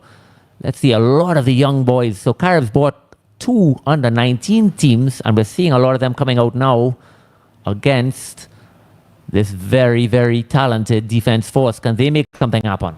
Defence Force taking no prisoners this tournament. They are coming for the trophy, and we can see it in their performance. They haven't left second or even first gear. They're just strolling through, just controlling and containing the teams. As we look at the tackle, their defense was over for the turnover. The referee says hands on feet. Defense was get pinged. Caribs try to take it quickly. It's Sichan trying to take the wing on the outside. Bumps off 1, bumps off the second. He's very difficult to take to floor. Eventually turn the ball over, playing the ball on the floor, signaled by the referee. Defence Force take it quickly into hands of Sipasad. He looks to the wide gaps, looking for the overlap. There's a big mismatch there. Can he go on his own? He just dismisses the defender. He's just strolling, draw and passes just as you like. Exactly what your coach wants you to do. And Defence Force are in training mode at this moment. That is beautifully done. No panic there. Created the 2-on-1. No need to force it. Caribs looking around in disbelief. They're not accustomed to being manhandled, but that's what's happening here today. More and more substitutes coming on. Number 81, Jerry looks to take. He is nippy, but he is small. Let's see how it could work out. Defence Force. Lachman Sipasad having some trouble today with these conversions. Very uncharacteristic. And that might be close to the end of this game. We are going to continue to tell you what the features are as we go forward. Just pulling up some information as we're talking. Defence Force seems to have extra numbers on the pitch. They always have a man overlap out wide. Caribs just not able to shift and get the defense going, and they're all but done. Just a formality. Defence Force in the driver's seat here in the inaugural 2024 Tobago Classic. Sipasad about to get us back underway. Defense Force in the green and black strips, Caribs in the cherry and white.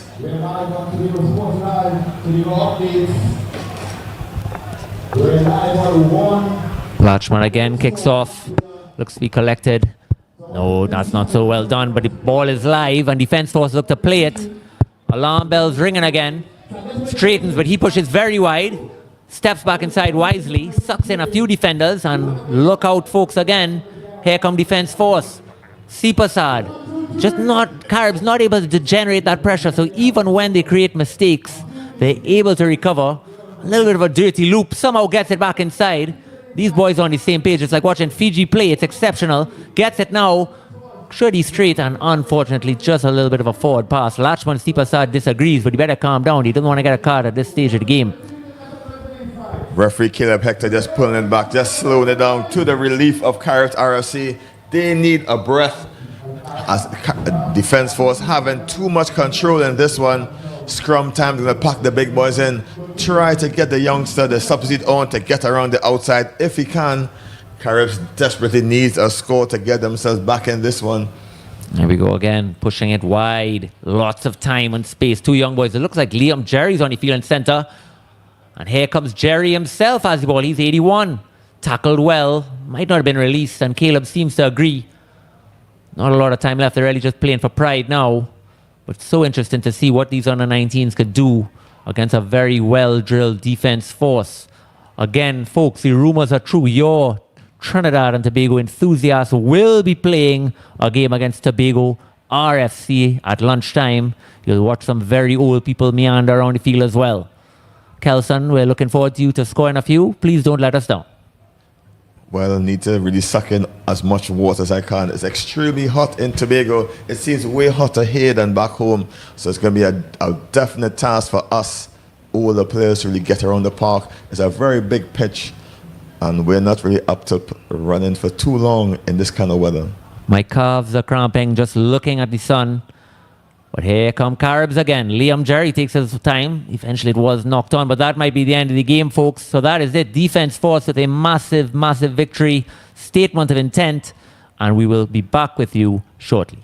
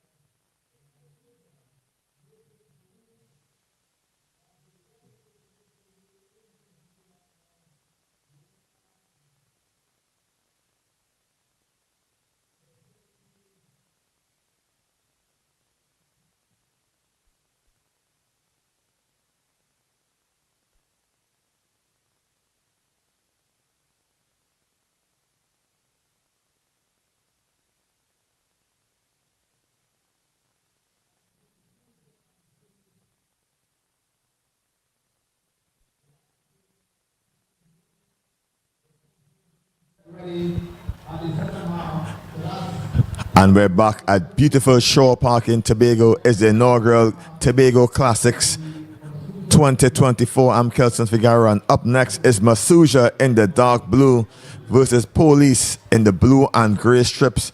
Exciting stuff here. Masuja, Tobago-based team against the Tobago Police Service, and it's going to be an exciting counter as Tobago hosts a couple of national athletes on their team. Well, sorry, Masuja, we see a lot of running in the last game, and we can expect more coming to this one. Lots of heat, lots of sun here in Tobago. It's going to be an excellent showing here. You're watching Tobago Classics on Tobago Sports Live and Amplitude Channel 102. Referee in the middle, Travis Carmichael. He's going to take charge of this one. Police gets us underway. Big high kick into Masuja. They look for the space out wide, looking for the space. They eventually take the contact, smash into Police, looking for the recycle. It eventually comes into the hands and wrapped up by the police force. There's no escaping the long arm, the law in that one. And it's Ephraim said looking for the room out wide. Police with the overlap if they can use it. But Nigel and Ballanton, they're trying to wrap up the Police, and they eventually do. Holding the ball up, referee Travis Carmichael watching patiently for the ball to get the floor, and Police back on it in terms of Smitty. Smitty's looking for the space. He is bundled down to the floor. Masuja tackling very well just outside the 22-meter line. Masuja gets the ball in the hands of Nigel Ballanton. He is the stalwart. He brushes aside one, tries to do the same for another. He's eventually pulled to the floor. Great recycling work as Kesson Earl just runs around the pitch looking for some big hitch kick. Eventually solidly by the police force. Masuja find it difficult to come outside their 22. Eventually gets a small break going up the pitch. Pushing his way just up to the 10-meter line. Masuja on the attack if they can get the ball out. Under a bit of pressure, Ballanton plays scrum off. They have the overlap wide if they can use it. Tries to dance two, only one is successful. Tobago Masuja really just pushing them way up. Kesson Earl doing due diligence, picking the ball from the back of the breakdown, looking for room out wide if they can use it. The ball bubbles out of contact. Von Rick Lyons trying to scoop up the loose ball, but a knock on in the pickup. It'll be scrum time for Masuja, and they have the front foot going into this one.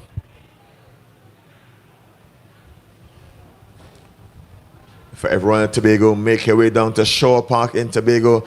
Get yourself some live rugby action here. Exciting stuff. Day one of rugby action here at the inaugural 2024 Tobago Rugby Classics. And we can thank everyone who made it, all the sponsors and organizers for getting it done, and we are viewing here live.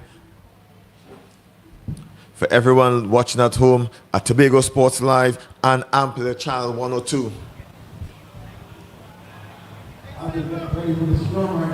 It's a scrum time.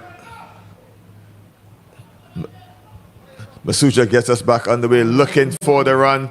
Misses Von Rick. Just knock it on the contact, trying to be fancy. Masuja just drops it in the contact. Uncharacteristic stuff here, but it's scrum time to Police. For us viewing here, unfamiliar with the sport of rugby, once the ball is knocked out of the hand and going forward, it's considered a scrum. And we're going to have 3 players from each team going in and competing for the ball being put into the scrum by the non-offending team. So if you're a bit confused as to what happened, that's the happening here. Scrum time for Police. The referee says the ball wasn't hooked. So the scrum makes up of 2 props and 1 hooker who strikes the ball to the team that needs the ball. So 2 teams have hookers each trying to compete in the middle as one scrum half puts the ball in. The ball comes back out in hands of Masuja. They have 2-on-1. The ball just drops to the feet Eventually tries to gather up by police. The referee signals knock on. Police trying to pick the ball up on the go. Unsuccessful. And yet another scrum to the police force.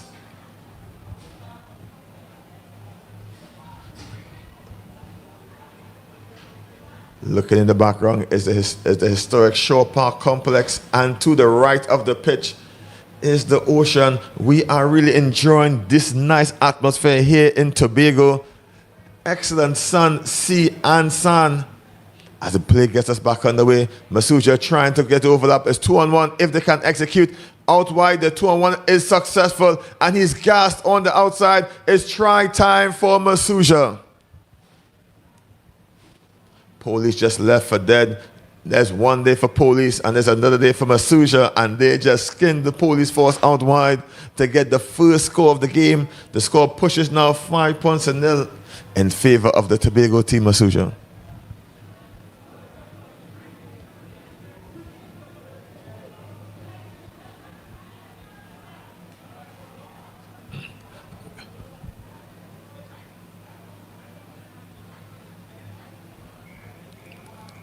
Good morning to you all just viewing here. If you all just joined us, we're at Shore Park in Tobago. Masuja versus Police Force. And at halftime, the score is 5-0 in favor of Masuja. And we'll be back shortly for the second half action.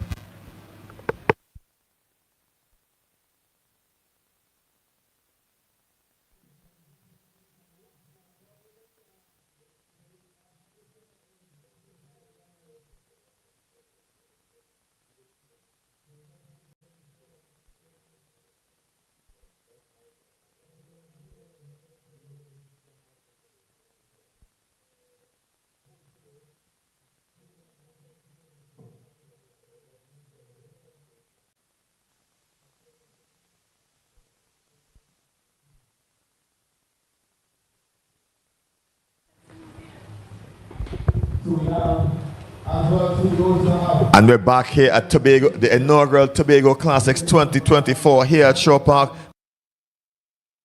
Zara, hello, good day. Organizer and the person responsible for getting this together. Zara, tell me what went through.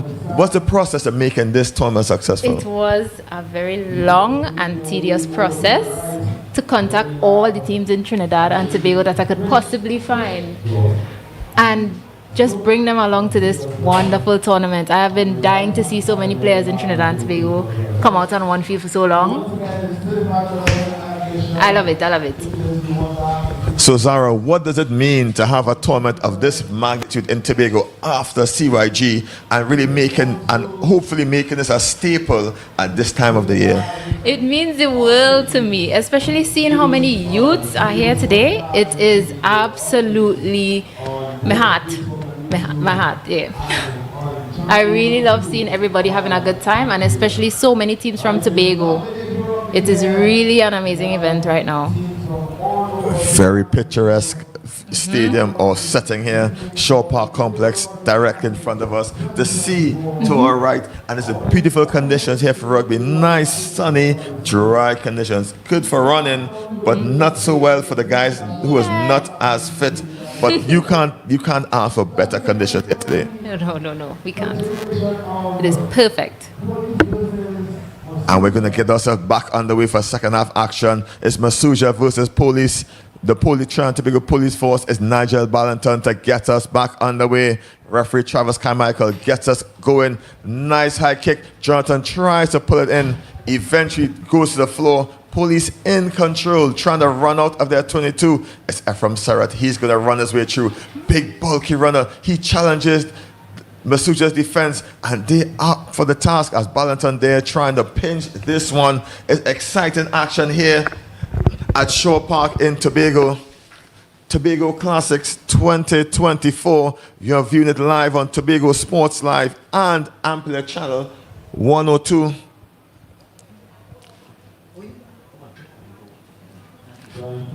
The referee just pulls a halt to all the speedy action for the infringement. It's scrum time.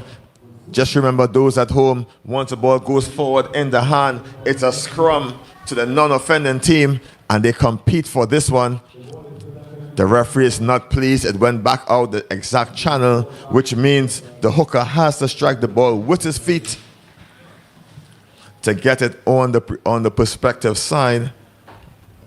Masuja gets the ball back in. The score is now 5-0 in favor of the boys from Tobago, and they're really in control of this one. Tobago police force unable to come out of their half as Vonrick Lyons gets the ball. He's going to challenge, trying to get out wide. Can Masuja get on the outside again of the police service? They can't. Wrapped up, looking to recycle this play. Looking for ice. He gets himself out, pops the ball into space, looking for the offload, wrapped up by two police players, looking for the room. The referee seeks the infringement there, just diving off his feet and offside. I'm Kelton Figaro alongside Flub, aka Robert Stone from the Flubcast. Flub, what can you see? Who's the victors can you outcome in this one? Well, it's really anybody's game. Police would love to pick up a win here. They had a little bit of a tough season. But here come the Tobago squad. And it is a knock-on, apparently. We'll go back to that. But we're seeing some national players out there for the Tobago squad. Let me just pull up one or two. Team list starting to finally roll in for Tobago Rugby, of course. Looking, of course, it looks like Kashawn Walker's out there.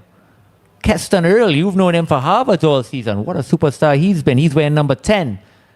I'd love to see him score a try for Tobago. Wouldn't that be exceptional? Police, they've got some guys out as well, and we will continue. And don't forget number 2, Shane St. Louis, who represented Trinidad's under 19 squad. He's got pace to burn, so let's see how it all plays out.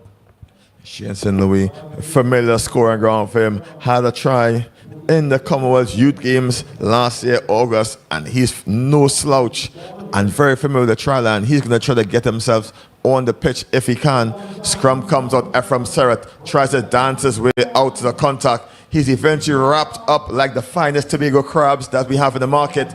Police really trying to defend for their life on their 22-meter line. And the ball fumbles out to Vonrick, and quick backdoor pass to Vonrick, and Masuja is in for another try. Try time, second try of the match for Masuja. Gorgeous hands there by number 11. He said that's Kenwick. And look out as well for number 4, that's Nigel Barlington. I don't know how I missed him. He's one of Trinidad's classiest players. And this is a very, very dangerous team. Tobago can pull off some upsets here today. Defense force, take note. Very slick handling work by Vonrick Lyons. Vonrick just looking up and quick as you like it, pop it into the winger's hands, and they're over for their second try. Just creating a bit of stability as an unseen circumstance here. Barlington with the kicking duties. Big boot, wrong direction, and the score remains 5-0 in favor of Masuja, and police hasn't been unable to get out of their half of the pitch. A very, very, very classy performance so far by Masuja, apologies. So let's see if they can continue. I am looking at some of the players on that team, and dare I say, Kelson, they can pull off a big upset here today. Anything to go, lots and lots of games to be played, but this side could be the dark horse of the tournament. Masuja has Nigel Barlington, aka Mr. Razor Suit, and he's difficult to get down once he gets space to score. Barlington back with the kicking duties. Doesn't need him to score at the moment. They are in front 10-0. Nice high kick off. Jonathan eventually picks it up. He loses one tackle by falling to the floor. He gets up and gets it underway. Police just skipping, looking for the captain Smithy. Doesn't get it, but neat offload. Ephraim uses the work back in hand of Smithy, and it's one-on-one. Can he take Barlington? Barlington snatches him up. Knocked it on in the contact by the tackler. Police get a reprieve, and they can breathe a sigh of relief. Masuja, as they basically stopped a possible try in that occasion. Very great work there by Ephraim, getting his hands free, making that 2-on-1 situation. But Nigel Barlington, he's been around the block, played for both Trinidad's 15s and 7s for years, and was able to do the cover work there, forcing the turnover. That might have been Police's chance. Masuja for Tobago, out of nowhere. And they are putting on a performance here today. We're, of course, with Kerry Porter, Tobago Sports Live, and, of course, Tobago Updates Television. Check us out on Amplia Channel 102. As you see, Smitty just hobbling to the side, seems to have a bit of an injury. He's getting a bit of treatment. Police service, uphill task to get themselves back in this one. Police running north of your screen. Masuja running back to the post, both in similar kits, so it'll be difficult to sort of make something of it. But the police force scrum time for them. Referee Travis Carmichael gets us back underway in this encounter. Not much left in the second half. Masuja up 10 points to 0. Lots of work for trying to be a police force to get themselves back in this one. I think police might be a little bit disappointed. They had their eye on this fixture, thought they could pull off the win, but Masuja, really impressive so far. Here's Nigel Barlington with that stiff arm he's classically known for, and you could give up. You're never going to get your hands on him. Beautifully done by your Nigel Barlington. Barlington, Mr. Razor Suit, has a force field around him. Somehow people can't seem to touch him, and that occasion, the big don't argue, just quelled all quarrels as to who's going to score that try, and that could be game, set, match for Masuja as Barlington gets himself on the scorecard, the big number 4 from Tobago, as Castanel takes over kicking duties. He's going to try to add the extra 2 points. Unsuccessful. Masuja remains 15 points to 0 over Tobago Police Force. We thank you all for tuning in, joining us here for this tournament, brought to you again by Kerry Porter and Tobago Sports Live. Is that full game? No, look for one more kickoff. Coach for police, it looks like Dexter Snaggs. He wants to run some touch with the old boys later. Let's see if he could make the squad. Might have chance for one more passage of play. Beautiful to see. A lot of the athletes from Trinidad coming across here.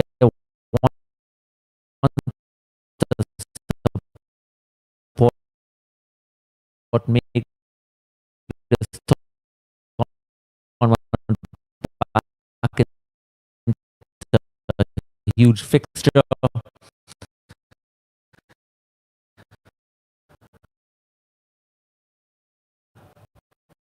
And let's see what Nigel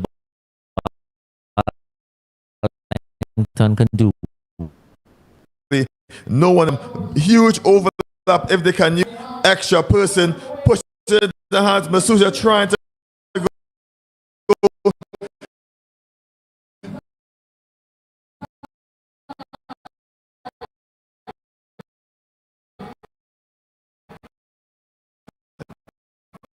The guy has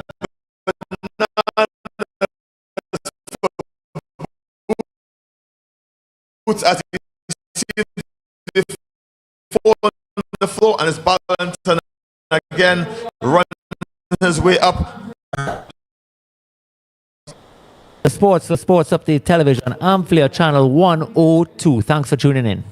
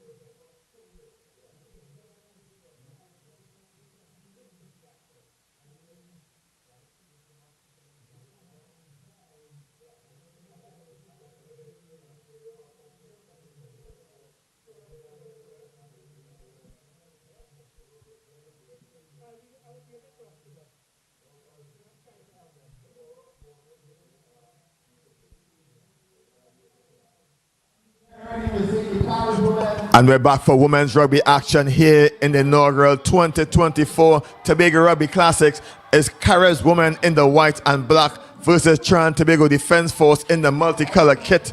I'm Kelson Figaro alongside the legendary Flub cast person, Flub aka Robert Stone, and we're here for excellent rugby action here in the sunny island of Tobago. Team sheets coming out as we spoke. Please, if you're going to remember one name out there, remember Defense Force number 1, Jade Ramjak. Why? Because she also sweats with us with enthusiasm. Let's see how she goes. Hopefully she's not too tired so she could come and play in a few minutes with us. Looking at some of the other names, look out number 6, Katara Monroe, Speedster galore. Number 7, Fiola Jack. And of course, number 10, Thea Marat. And of course, I believe the captain today is number 12, Leah Kentiba, international superstar. Here come Caribs. Caribs, a bunch of maybe we'd say unknowns coming against a stock Defence Force team outfit. Leah Kentiba, loads of experience, and we see Caribs trying to bundle into touch. Defence Force trying to push them out. They twinkle their toes on the touchline, but it's super strong defense by Defence Force as Katara Monroe eventually bundles them into touch. Look out for the speed of Afia Glasgow. She is lightning, if you can say it. Defence Force really looking to take the victory in this tournament. Caribs up for the task. A bunch of new players. Look out for a couple of youngsters who played in the Commonwealth Youth Games, so they're going to have a little bit of experience compared to the stacked Defence Force outfit. Fiola Jack is going to push her muscles and brute strength to get themselves over this one. The referee in the middle is Bakiba, and set piece into the burly hands of the captain, and Defence Force try to go down the short side. Excellent work by Caribs to read the play and push them into touch, switch the play up, line out for the girls in white and black. I'm actually incredibly impressed so far with Caribs. Again, a lot of very young, new players. They were, of course, the white and black, but they're doing very, very well against a stacked national laden team here for Defence Force, similar to their counterparts. Defence Force women have had an excellent 7th season, winning several of their tournaments. Look in the midfield there, Fiola Jack, exceptional talent. Number 1 for Caribs is going to have her hands full. Short line out again. Looks somehow to be successful. Caribs making it free. Are they going to try to spin or keep it tight? They step back inside. That might be a good idea. Eventually brought down. Lots of hands, and they're very, very messy. And it does seem to be turned over by Defence Force. They're going to have some room here. Looking very dangerous. Throws it out wide eventually, and she knocks it on. Very uncharacteristic of a woman of her talent.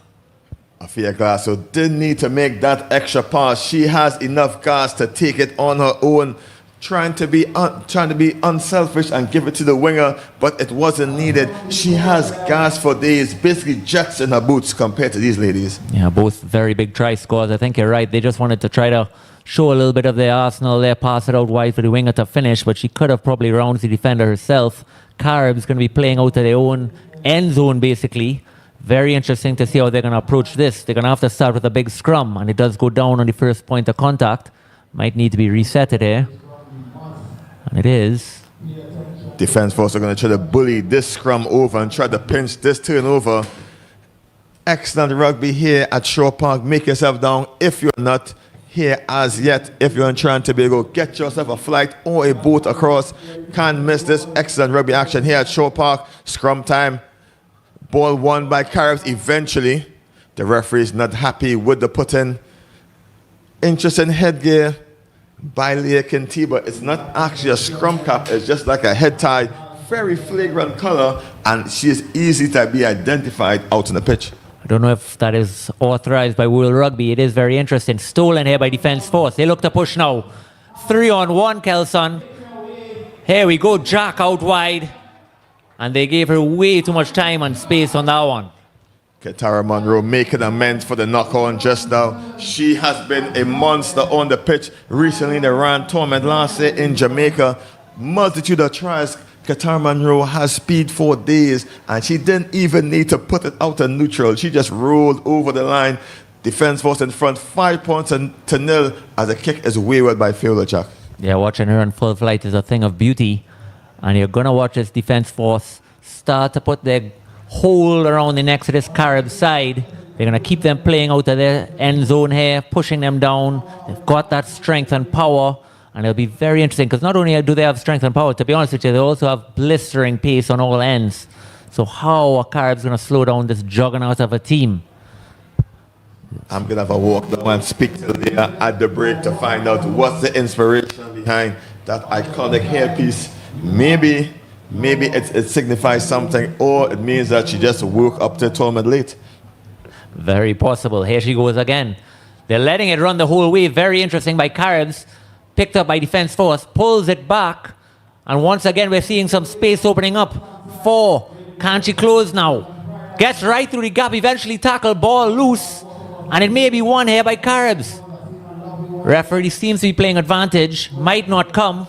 Caribs still there, very dirty around the ruck areas. Defense Force with lots of hands in there. Caribs look to straighten again. Eventually takes in 2.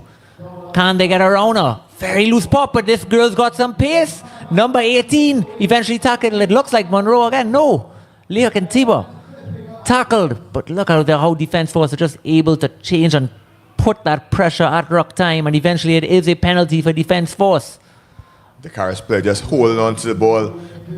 Philo Jack just moving the player like a bag of dirty laundry.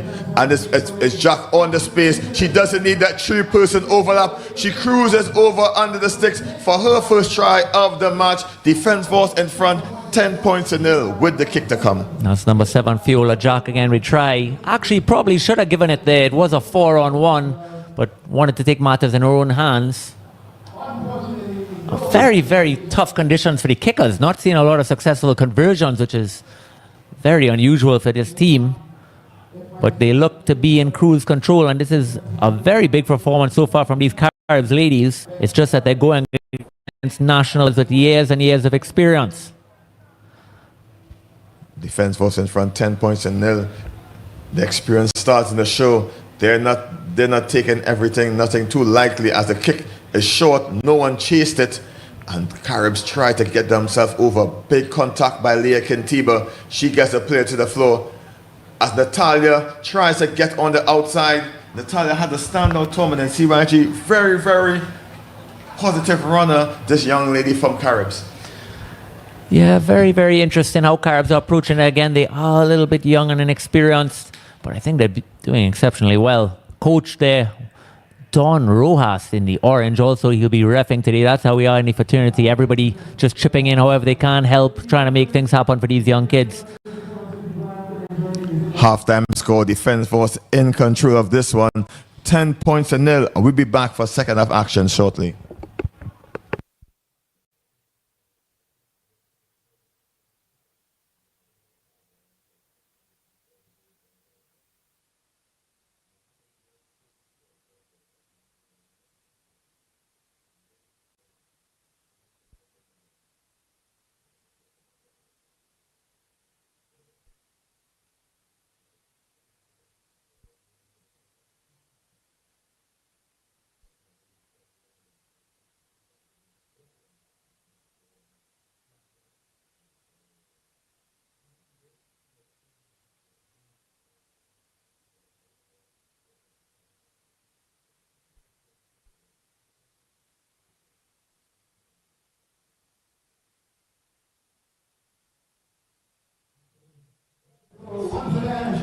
And we're back here for second half action in the inaugural Tobago Classics 2024. I'm Kelson Figueroa alongside the legendary Flubcast person, Flub, aka Robert Stone. Is Defense Force 10-0 over Caribs RFC. Defense Force in the multicolor kit, Caribs in the black and white. And Flub, what can we expect? Can we expect much more of the same come second half? Well, I hope so. I'm actually very impressed with the standard that both sides are playing. Defense Force able to create relatively simply. They've got also the bigger bodies as well. Throwing in, getting that go forward ball and eventually making room out wide. Caribs having a little bit of trouble adjusting once those second rucks are created. Getting the defenders to loop around and just support. But let's see how they finish it off. A little bit of a high hanging kick there. Jade brings it down, number 1. She's got room out wide. And there she is, Leah Kentiba in a beautiful headgear. Number 12. Can she break free? She does. And surprise, surprise, another highlight for Leah Kentiba. Can she finish? Of course. Once you give Leah Kentiba the space, just sit back, get the popcorn and watch the show. And she did that in that occasion. No one's going to catch her. Too big, too strong, too fast. Leah gets herself back into this one. The kick is successful. Push the score now 17 points to 0. Leah Kentiba leading from the front. Our co-commentator is actually here. Comes upstairs. He's doing all the live commentary. You might be hearing it popping in there. He'll be also playing us in touch later. Somehow he's pulling out a bottle that doesn't look supportive of running touch in this sun. We'll see how he does later, that's for sure. A few games still to go before that incredible enthusiast Tobago RFC game. We know you're tuning in, Ronnie Vera. Appreciate the messages. Kerry Porter, Tobago Sports Live, Tobago Updates Television, Amplia Channel 102. Thank you for this coverage. It means the world getting these athletes out there. And here we go, Caribs. Might be a slight knock on again. Just the pressure huge coming in from defense force. They may have turned it over. Yes, they have. They look to push it out wide. Hands to go. Can she finish? Pace for days. Takes it to the corner. And once again, another beautifully finished try. As soon as they have that little bit of space, they identify it and always finish. Excellent, excellent work by your TNT defense force woman. Defense force using the space, using the passing skills, and they looked up, saw the overlap, and Caribs maybe a bit tired having to make all those tackles. Defense force in the corner, streaking the score now up to 22 points to 0 in favor of Trinidad Tobago. Defense force maybe an uphill task, maybe too much for this Caribs team to get themselves back in this, and defense force can now cruise into their next fixture. Yes, definitely. Next game coming up would be Police versus Royal Lions women. Then we have some under 16, I believe it might be Tag B, and under 20 male action for your first opening day Tobago Classic Rugby. Defense force and cruise control. Here we go again. Jade, number 1. Hasn't she been exceptional today? That's the deep kick again.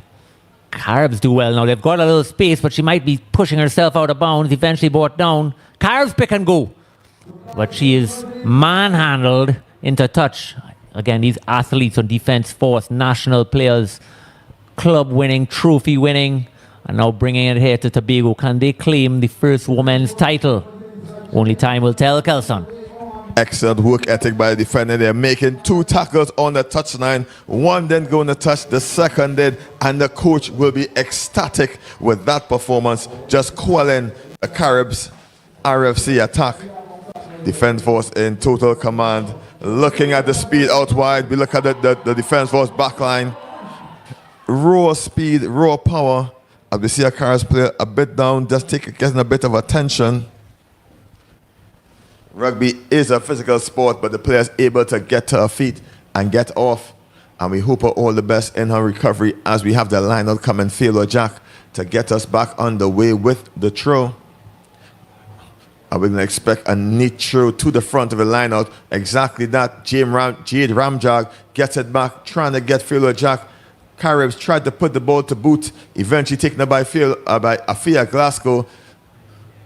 She's outright to the speed, Merchant, and its defense force on their way out and around the Caribs defense. It's another try under the sticks for defense force. Unstoppable is the speed, the pace, the power of defense force.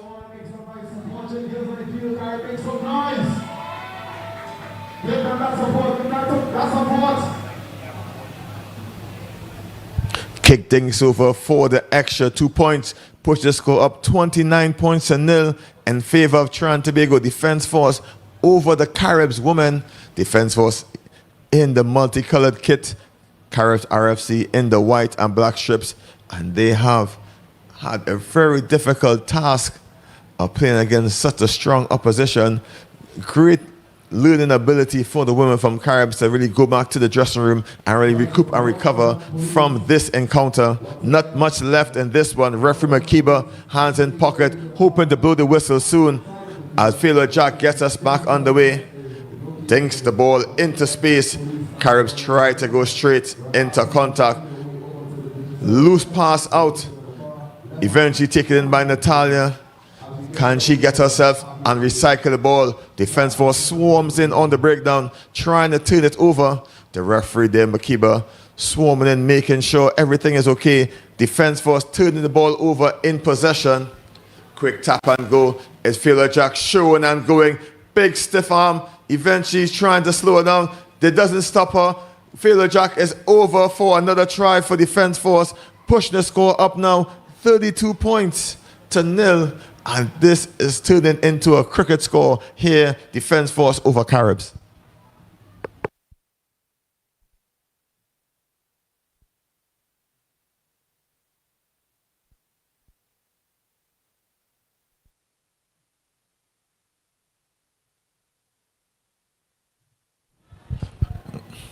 Great work by the defense force team, showing their dominance, showing their merit, looking to leave this tournament with the gold medal. Really just trampling opposition as Kentiba goes for the kick, unsuccessful. The score remains the same, 32 points to 0 in favor of Trinidad and Tobago defense force over Caribs. And a lot to be asked for going into the next encounter. A bit dejected, the girls in the white and black. But they're going to try to finish this game on a high, trying to get some points in before the referee Makiba blows her whistle. Just an announcement for our players here.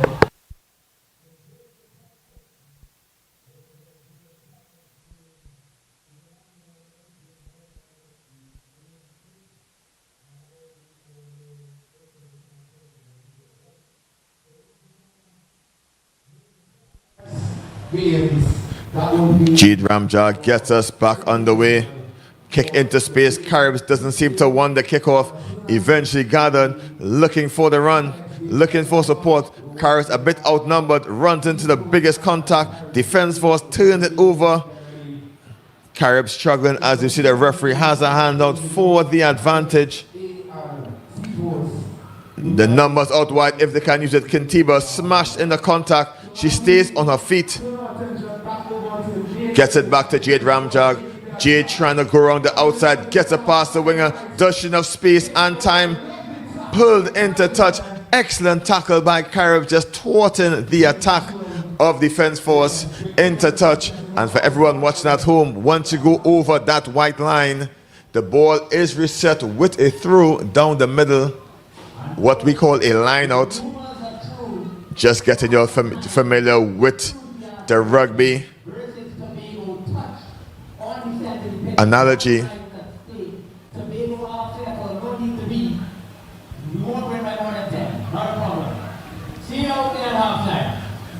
At the break, we're going to have a showpiece tag exhibition. Trying to be good enthusiasts. Basically, the old boys team over 35 team will be playing against Tobago old boys. It's going to be just a showcase to highlight the old boys still have the legs to do it, and I hope they can. As we look back at the main field action, Caribs smashed in the contact. Defense force more eager to get the ball, playing the ball on the ground, signal the referee, and once you're on the floor, you have to release it. Quick tap and go by defense force. Show and goes, trying to take the play on the outside. Can't she take it? Caribs is struggling to get her. They won't make it. Defense force pushes the score further in front now. 37 points to 0. And we're almost watching a West Indies England game here in cricket T20. Defense force is totally dominant as the kick is missed. Referee Makiba just calls an end to the misery of Caribs RFC. 37 points to 0.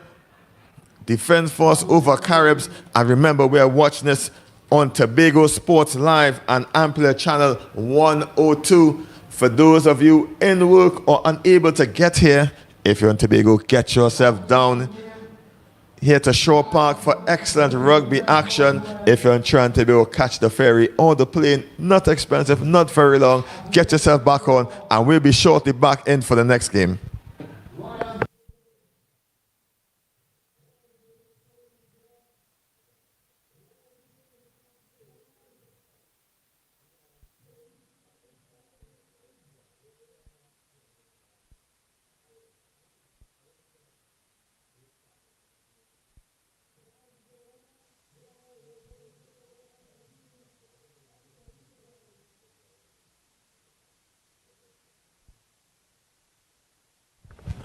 And we're back here at Shore Park for next game.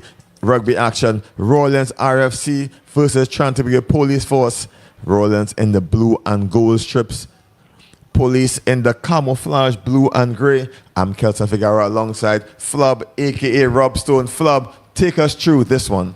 Well, Kelson and everybody at home, thank you all for tolerating me. We do appreciate it. And we know that all the team sheets, we're still working on all the information. So we apologize that we can't highlight every player's name. And we're just kind of focusing on a few of the nationals. So we do apologize about that. But this is a very big matchup for Royalians. Let me highlight the lady with the ball, the legend that is Blossom Stewart. Can't make out her number just yet. But I'm excited to see what she could do. And I believe, am I correct, Kelson, that for police, is that Onika George out there on the wing? What could she do today? Well, the George sisters stand at an exorbitant 6'2", Onika and Onella. They are a handful as we see Onika just getting her stretching in because she mean business. Referee in the middle is Avian Calendar, and he's going to be in charge of this one. Not just a referee, but also president of the Tobago Referee Society as Blossom Stewart gets us underway. Police mean business as a big Onella George barking down the wing, just dismissing the Rollins defense, and she's trying to go all the way, and she will, skipping over the touchline with the blonde, the platinum blonde hair, and police mean business. First kick, first try, Tobago Police Force. That was absolutely exceptional, and that's what we were talking about earlier. These Onella and Onika George, huge, massive women, and incredibly beautiful. Let me just highlight that. Taking it down, number 7, big handoff, and she's got that pace as well. Eventually carries over. Very interesting to do as well, Kelson. Just notice how all the teams have very different approaches from the kickoffs and the lineouts and the scrums and what they want to do in open play. Do they want to set those rucks? Do they want to try to force it wide? So interesting, and how they do it and why they base it is on, of course, their squad as a whole. What works for them, what doesn't, and how are police with this bigger squad going to handle a relatively small but experienced Royalians pack. Police up not to take the kick. Probably knew that the kicker may not have the range. They get us back on the way, and Onella George may basically have a force field around her. A deep kick. Shoshona Mason eventually gathers. Nifty footwork really has left Onika for dead. Looking for space. Blossom unable to gather it. Onika, the sisters trying to do a back-to-back George double. She's wrapped up, swarmed there like a cloth. Defense was get the ball, get the put in as Rollers need to roll away in the contact. I respect the kicker's honesty by not taking it. Police once again deep inside Royalians half. What are they going to do? Who else? Here comes George. She's going to barrel. Can she be brought down? No, she can't. Shrugs off 2 sisters in action. Gets it back 1 meter away. Police, lots of space, throws the dummy. Tackle again, great work by Royalians. Eventually brought down. No, still on her feet. How's she managing that? Gets it loose to the other George sister. And try time again. These sisters are running riot. And she's saying, what my sister can do, I can do better. Onika George getting under the post. This time push the score 10 points to 0 with the kick to come. Police in total control. Royals unable to get out of their half of the pitch. It started by Onika George, finished by Onika George, and the score pushes 10 points to 0. Yeah, still early days, but warning signs here.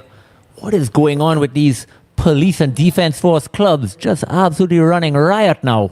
Water coming on. It is a hot, tough day here in Tobago, but we're all enjoying it. Festivities already starting downstairs. If you're in the area, drop on down. It is going to be a party later. And once again, police versus Royalians women. Kelson and I both feeling extremely rough from last night. But thank God for Kerry Porter putting this together for us. We appreciate all the hard work that everybody in Tobago is doing. Police, ladies, happy to slow it down again. They've got these bigger players. I mean that completely respectfully. But they're going to want to slow it down. Not everything in a foot race. Not long passages of play. Just keep it nice and tight from the ruck. And more pressure about to come. Beautiful kick. Might be forced out of touch. And that is as good as it gets. It's going to be a line out to police. And they look to go quickly. Here comes George again. She straightens. Shrugs off one. And not the cleanest pass I've ever seen. Here comes Royalians. Royalians, can she get around the corner? It's a lot of work to do. Number 21 eventually pulls it back, offloads to number 17, and back inside. Here we go. Royalians, how are you getting away with this? Loose again, but everything's working for them. There's Blossom, and it's eventually called back. Referee Avian Calendar not happy with the play. No advantage being gained. Shoshona Mason just showing her twinkling feet for Royalians. Nowhere to go. Just held the play up enough to get support coming. And Blossom Stewart, experienced enough to know where she needed to be on the pitch. Did enough to get the ball, but the referee wasn't happy with a couple of passes. He's going to bring it back directly in front of the post. Scrum time to Royalians. Now, Kelson, I'm just asking your opinion on this. But do you think sometimes one of the problems is when you have a player as experienced as Blossom, that all the more inexperienced players always are trying to force the ball to her instead of just playing what's in front of them? Well, in all teams, everyone looks for the experience and look for leadership. And sometimes your voice may need to do more work than you actually have to do. Ball comes out in the scrum. The referee is not happy with it. Royals are going to try to get the one-on-one. Shoshona Mason, former track star, against opposition. Her one-on-one is trouble for police if they can get clean ball to her. Blossom Stewart needs to show her leadership and try to get the ball into the hands of the speed merchant, number 21, Shoshona Mason. Well, it's a great position for her. It's a scrum right in the middle of the park. They've separated them there, 2 on one side, 1 on the other. Very interesting. They're going to need a good push on the tight head side. Eventually does come out, but again, not clean. The two George sisters applying a lot of pressure. Royalians have got to get a little bit lower when they do that. Engage. Again, 21. If she could get her hands on the ball in space, so we would love to see that foot race. Now, Kelson, you were talking about focusing and really letting the more experienced players take handle of the game. Is that you telling me that later for our touch game, you're going to put all the pressure on me? Most likely, you're the speed as police turn the ball over into the hands of the winger. She stops, looks for support. Great work by defense, by police, The great loop and run. Shoshona Mason is up for the task, tried to make the contact. Not good enough. The ball goes into touch, signals the AR. Yeah, that's beautifully done by you. Number 21, you mentioned her with pace, and her cover work there was quite exceptional. Yes, folks, for Royalians running there, the touchline, that is Joey. You'll be seeing him later. Everybody's looking forward to see him play. Exceptional talent. Joel Kwame, a.k.a. The Prophecy. You're going to see him playing out here in this tournament when Royalians takes the pitch. He's out doing AR duties, and loads of people are here watching this. You can't see it from this end. The stars are directly under us, but everyone made their way over to Tobago for this exciting encounter. Players, supporters, drinkers, limers alike. How could anybody possibly miss out watching the Prophecy play contact? We haven't seen him do it for 5 years, and once he heard there was a tournament in Tobago, he is back. You'll watch him call for the ball no matter in what position he is on the field. But enough about that. Back to ladies rugby here. Look to play it. Interesting option. Not sure what the intention was there. I don't believe the players know the call. It's a 5-meter dropout, which means they need to drop kick the ball from the dead ball area. The referee, Avian Calendar, not seemingly knowing what's happening. It's madness happened on the pitch. Blossom Stewart, one-on-one with the big girls who are the George sisters. So mind you, anything over the try line is supposed to be a 5-meter dropout, but not for sevens. It's really supposed to be a 22. Yes, I am a little surprised with that. Once again, you saw one of the George sisters do clear out a rock all by herself. They've got space, but she might go herself, and she scores right under the post. Police turning up the tempo. That's number 8. We'll try to get some names for you all shortly. We apologize. We love to highlight these athletes by their name. Mr. Kerry Porter looks back, frustrated with me not knowing. I apologize, Mr. Porter. Onika George embarrassed with that missed kick. Halftime score, Police leading Royalians 15 points to 0. And just now Royalians defenders look like concierge, just telling the attacker, run right this way, right under the sticks. The halftime whistle comes to the relief of Royalians RFC. The score 15 points to 0 in favor of Police. We'll be back after for second half action.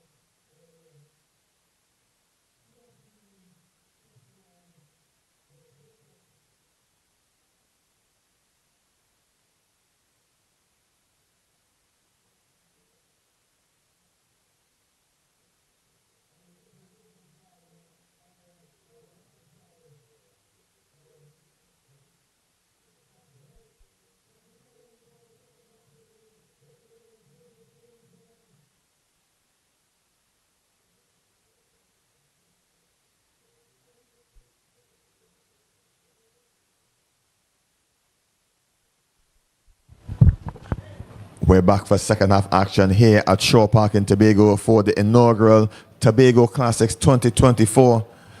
Police RFC in the driver's seat in the blue and grey camo pattern versus Rollins RFC in the blue and gold.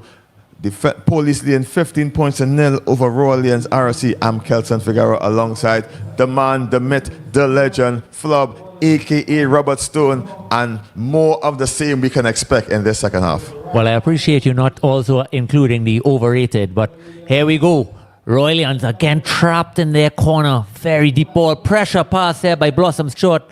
Very loose, and it's going to be much more the same from the first half. And it's going to be a scrum for Police right on the Royalians 5 meter line. They should be able to convert with their massive, massive pack. Just easy push. Hands out to the right. Straighten it up. Set up that rock. Send one of those Georges with a crash again from the scrum half, and it's try time almost every time. I think everybody's looking forward, similar like we were talking with the men with Defence Force. Can you imagine a final of Police women versus Defence Force women? It is mouth-watering stuff. Massive scrum time. Knock on in possession equates in a scrum. 3 people each team, 2 props, 1 hooker. The non-offending team gets to put in to the scrum. Bit of advantage. When all 6 are ready, they're set and put in. Onella wasn't happy with the put in. Scrum time, strong scrum. The scrum for the loops around. Matched up by the tackle, trying to push her out into touch. Unsuccessful. Picked up by the platinum blonde hair of Onella George, but the referee signals knock on in the pickup. It'll be a scrum to Royalians, but it may just be a Police ball. Now, I'm usually a big fan of keeping possession, but I'm a little shocked with Royalians' decision. You'd want to turn these Onika and Onella George sisters around with maybe some kicks, especially if you've been trapped on your own 5. If you win the scrum, maybe just hack it downfield and see what happens. Force them to get some mileage on those legs. A massive scrum again. Here she goes, and like night follows day, George scores a try. Second try for Onika George. Interesting setup by the referee. We're just commentators. The big shove before the ball was put in, and just worked in Police favor to just walk over for their 4th try of the match. Push the score 20 points to nil in favor of Police over Rollins RFC. And we want to thank all the fans that are messaging us out there. Chad Simeon, who's doing some work from home, messaging this. He's enjoying the tree, and he thinks Kelson and I are extremely intelligent. Thank you to Tobago Sports Live, Tobago Updates Television, and Flair Channel 102. Chad, keep on coming with those comments. Police in the driver's seat. We're watching the fixtures. We're watching what's coming up. You're seeing it start to create a playoff picture already. You're seeing these dominance displays. Who in the men's bracket is going to step up? Who in the under 19 or 20 bracket is going to step up? Only time will tell.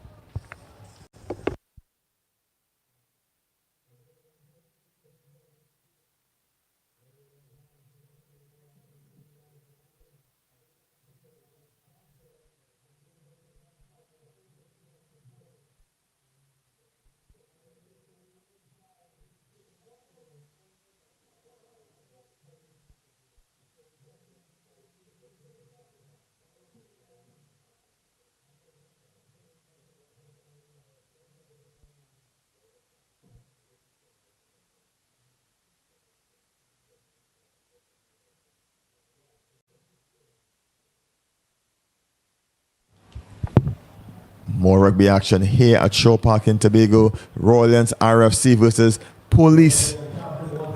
Always a battle, always epic, these 2 teams. Police, the upper hand here in this one. Royalians probably missing a couple or 2 stalwart players, but Royalians nevertheless. Line out, Blossom Sword trying to get it back into play. Blossom Sword just throws it back into the Police, and the Police unusually stealing this one. Knocked on the contact. Not usually saying Police and steal in the same sentence, but we're going to have a stop in the play. Knock on signal by referee Avion Kalinda. It's going to be scrum time to Royalians. Yeah, we're talking about just some players and the influence they're having on the game. When you have a line out throwing in, but you're competing against the George sisters that have about a foot, maybe a foot and a half height advantage. It is very, very difficult. And Royalians in all these set pieces, the power of the George sisters coming through at scrum time. They just can't seem to get that first phase ball, just get that initial everything. Look again, huge pressure at scrum. It's anybody's ball. It does eventually spill out on Royalian's side, but it is going all over the place. Hard to tell. Eventually it looks like who's there again? One of the George sisters. What is Kali going to decide? He trots forward in no real rush to make a call. We're waiting to see what he decides. Straight on penalty, it seems. This hand is up. Police is quick. Police is quick to go. The sharper of the two. Police gets their 5th try of the match. Push the score 25 points to 0. Rollins caught napping on this one. And coach for Police, Dexter Snarks, will be grinning ear to ear as there's bitter rivalry between these two teams. Look, it's been a very challenging, long year of rugby in Trinidad as we started to wind up on this extra fixture now, this extra tournament. How could you miss out on it? One last chance to put some silverware in the cabinet. And Police have come out all guns firing. And I think they might even have a little advantage over Defence Force. Only time will tell. Might be the end of the game there. We'll keep you all posted. No clear sign yet. We might have a chance for one last kickoff. Surprised that Police haven't rolled on some of their subs. They've got a pretty deep bench. Similarly with Royalians, both allowing the players to take a lot of sun here today. We'll see if it pays dividends. It might actually warrant that you get those scores up. And at the end, we will see. Waiting for the ball to get us back. Waiting for the ball to get us back underway. Teams lined up ready, hands on hips. Sun draining the athletes out there. Not much left in this encounter. The referee looking at his watch. Police in control of this one. Rollins trying to get themselves off the mark. Difficult task to contain the George sisters. They have been dominant in this one. Just improving year after year, those sisters. Hard to take down as the big kick comes into space. Doesn't seem to have gone the 10. Knock on signaled by the referee. Didn't seem to go 10 from up here, but the referee has a bird's eye view of this one. Rollins gets the scrum. Not sure if that will benefit them as Police have been dominant over that. Not sure if they're thrilled. You're right about that, Kelson. Just as that ball comes in, the George sisters apply so much pressure. Even if the ball does come out for Royalians, it is always very, very dirty. Put in Blossom short under all sorts of pressure. They've just got to dip those hips a little bit deeper, get that quick strike and make it playable. Maybe even their fly half might want, I know you don't want to all the time, but if they could just put the fly half maybe a little bit more behind the scrum, just make it a little easier for Blossom because everything coming out is so dirty. Just want to get it into your fly half's hand so you can start that movement and get that clean ball. Let's see, they do what I'm talking about and eventually, not the cleanest, may of course come right back out. So far so good. One last play. Would love to see Royalians put a try on the board. That's what we wanted to see though, moving that fly half a little bit deeper just so Blossom has that chance to flick it up to, can they get it through the channel? Quick ball again and it might be stolen by Police. It is. No call from Kali yet, but it is very scrappy. Eventually it comes loose for Royalians and she's got a chance. Pushes back inside. Here's Blossom. It's loose. Are they going to play it? And it's a knock on. That's the end. So unfortunately, no tries there for Royalians. Police with a big statement of intent. And we'll be back with you shortly. Robert Stone, Kelson Figaro, Kerry Porter, Tobago Sports Live, Tobago Update Television, and Flair Channel 102. Thanks. We're here from Tobago at the Tobago Rugby Classic.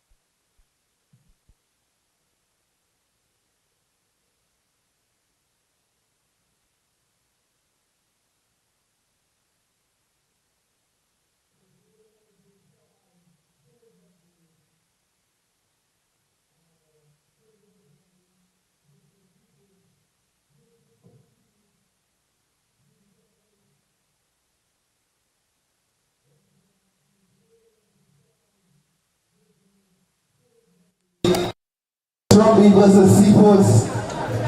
And then we have the set match, Tobago Veterinarians versus the Enthusiasts. On the DJ, here's my DJ.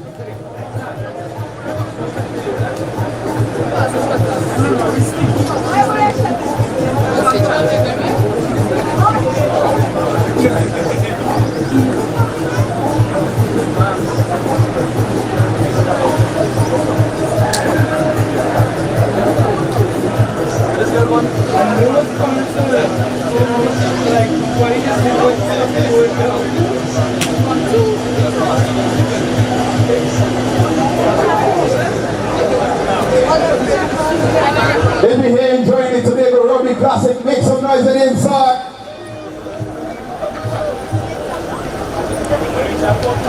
We also want to remind all the teams, once you are leaving the team tent, which is the digital tent, to please carry all your bottles and energy drinks. We want to ensure that we leave here as we would have met it, clean, green, safe and serene, right? So as I wait for my DJ to play, to tell music to you guys, well, let's make some noise, or let's put out on the phone, hashtag Tobago Rugby Classic. So PJ Zara,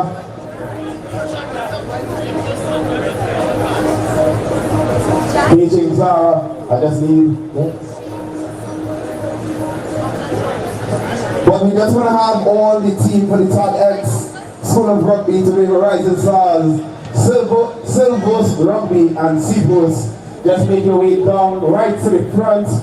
As you see this small girl right here, this is what we play.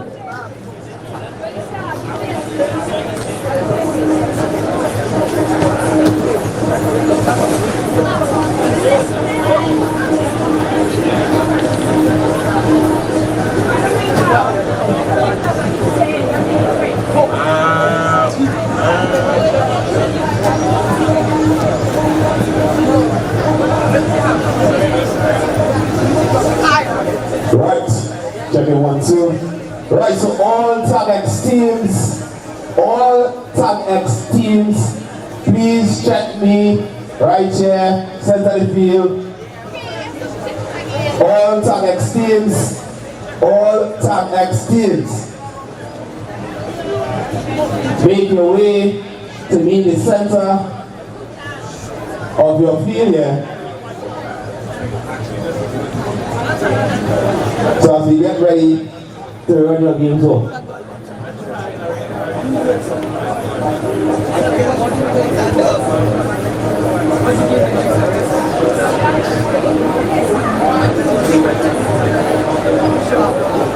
So that is Tobago Rising School of Rugby.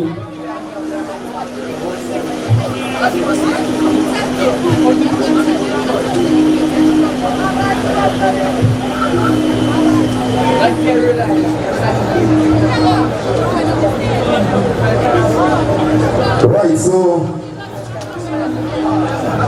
let's do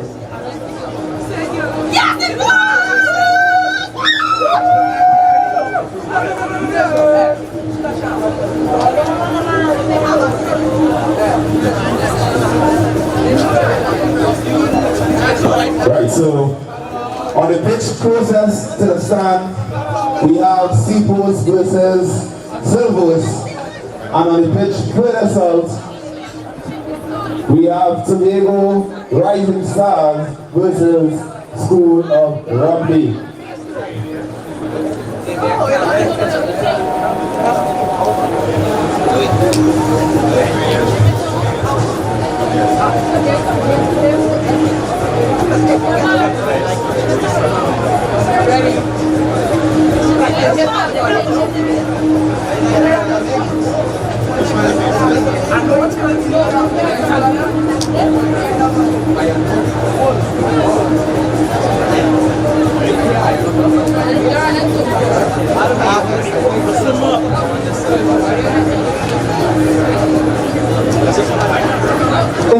pitch.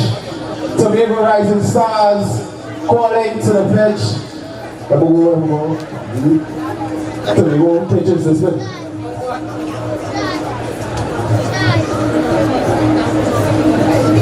Calling to the pitch.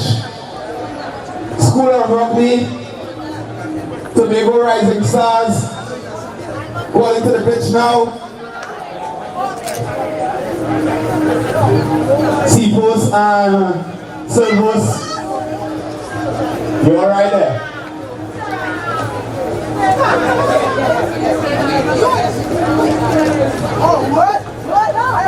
Calling to the pitch, calling to the pitch. Tobago Rising Stars and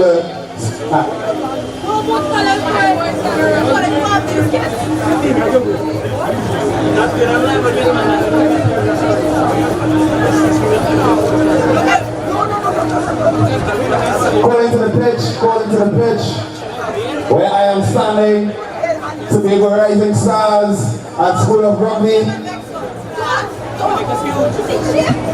I just want to upset me by I swear I don't know. If that man's I go. This is under 16. Why is he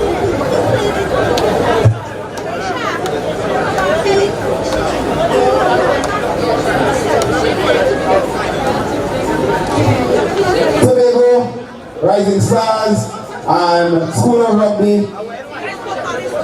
That's all, just come on. Yeah.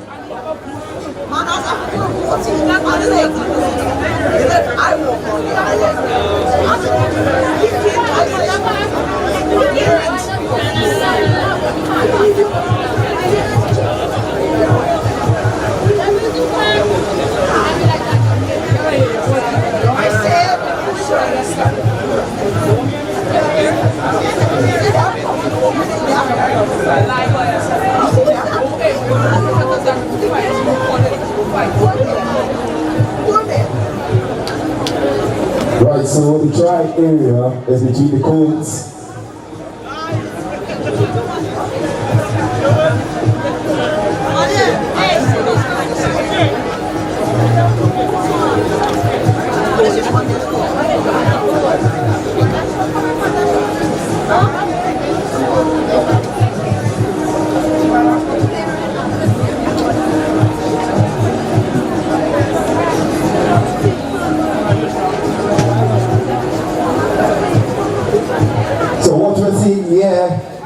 Is the first ever TAC-X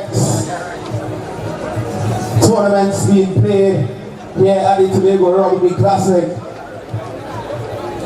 So on the furthest pitch, we have the Tobago Rising Stars versus School of Rugby. And on the pitch closest to the stands, we have Seapost versus Silvos Rugby. Always have the energy for supporting the team. I love it. So as we get ready,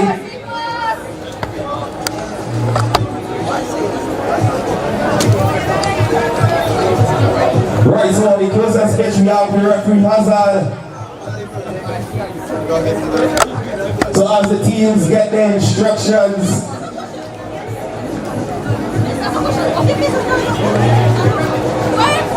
Tobago Rugby Classic, make some noise.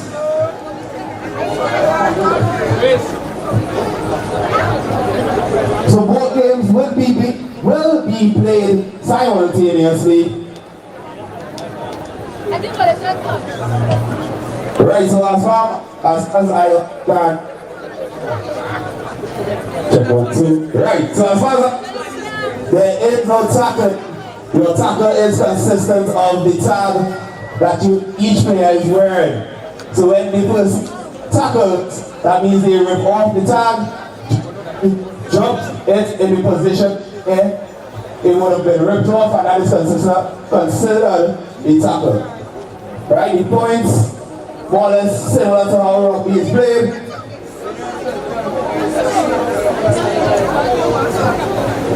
So both games are about to get ready to kick off.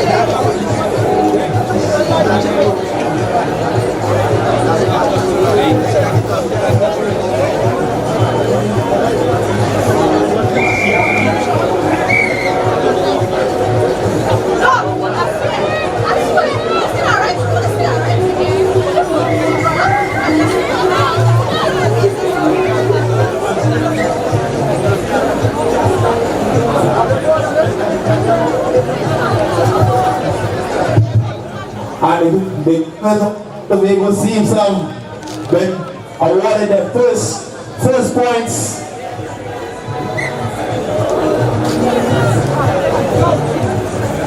As we see Seaports and Silvers, they are making their way, and a lovely touch has happened there for Seaports.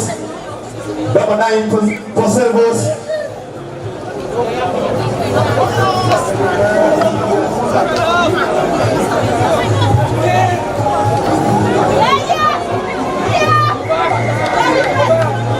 So I believe Silvers would have just get the turnover over to Seaports.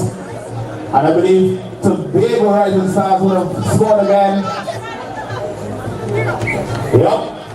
Tobago Rising Stars would have scored for the target, so we put us as we have touch playing right close to us as a knock-on.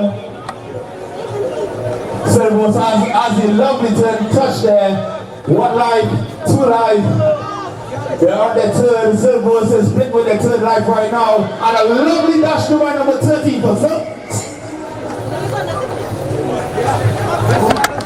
And Silvers would have just covered even there at number 25 for the Tobago Stars. For the Tag X would have scored.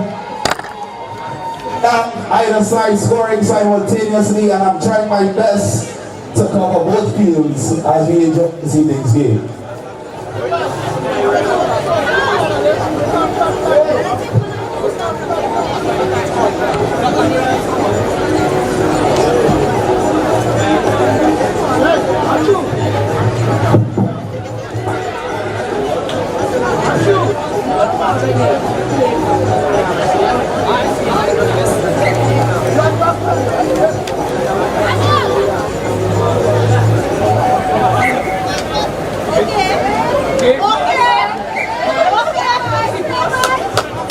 As it's Eden, a lovely pass by number 35 passes the ball. Is he going to crash? Passes back to 28 on the far side. Passes back to 28 to number 10 on 48 intercepted. And a turnover as he comes out to the end, looking for the back side. Look for the far side, passes it out. And it's a scuffling inside as he tries to get everybody offside for Seaports. Seaports is at number 28 is right now. Lovely 28 for Seaports. Lovely skip. Watch the iron. You got that skip. First of all, I wasn't expecting this skip. Look here by number 28 as he now tries for the conversion.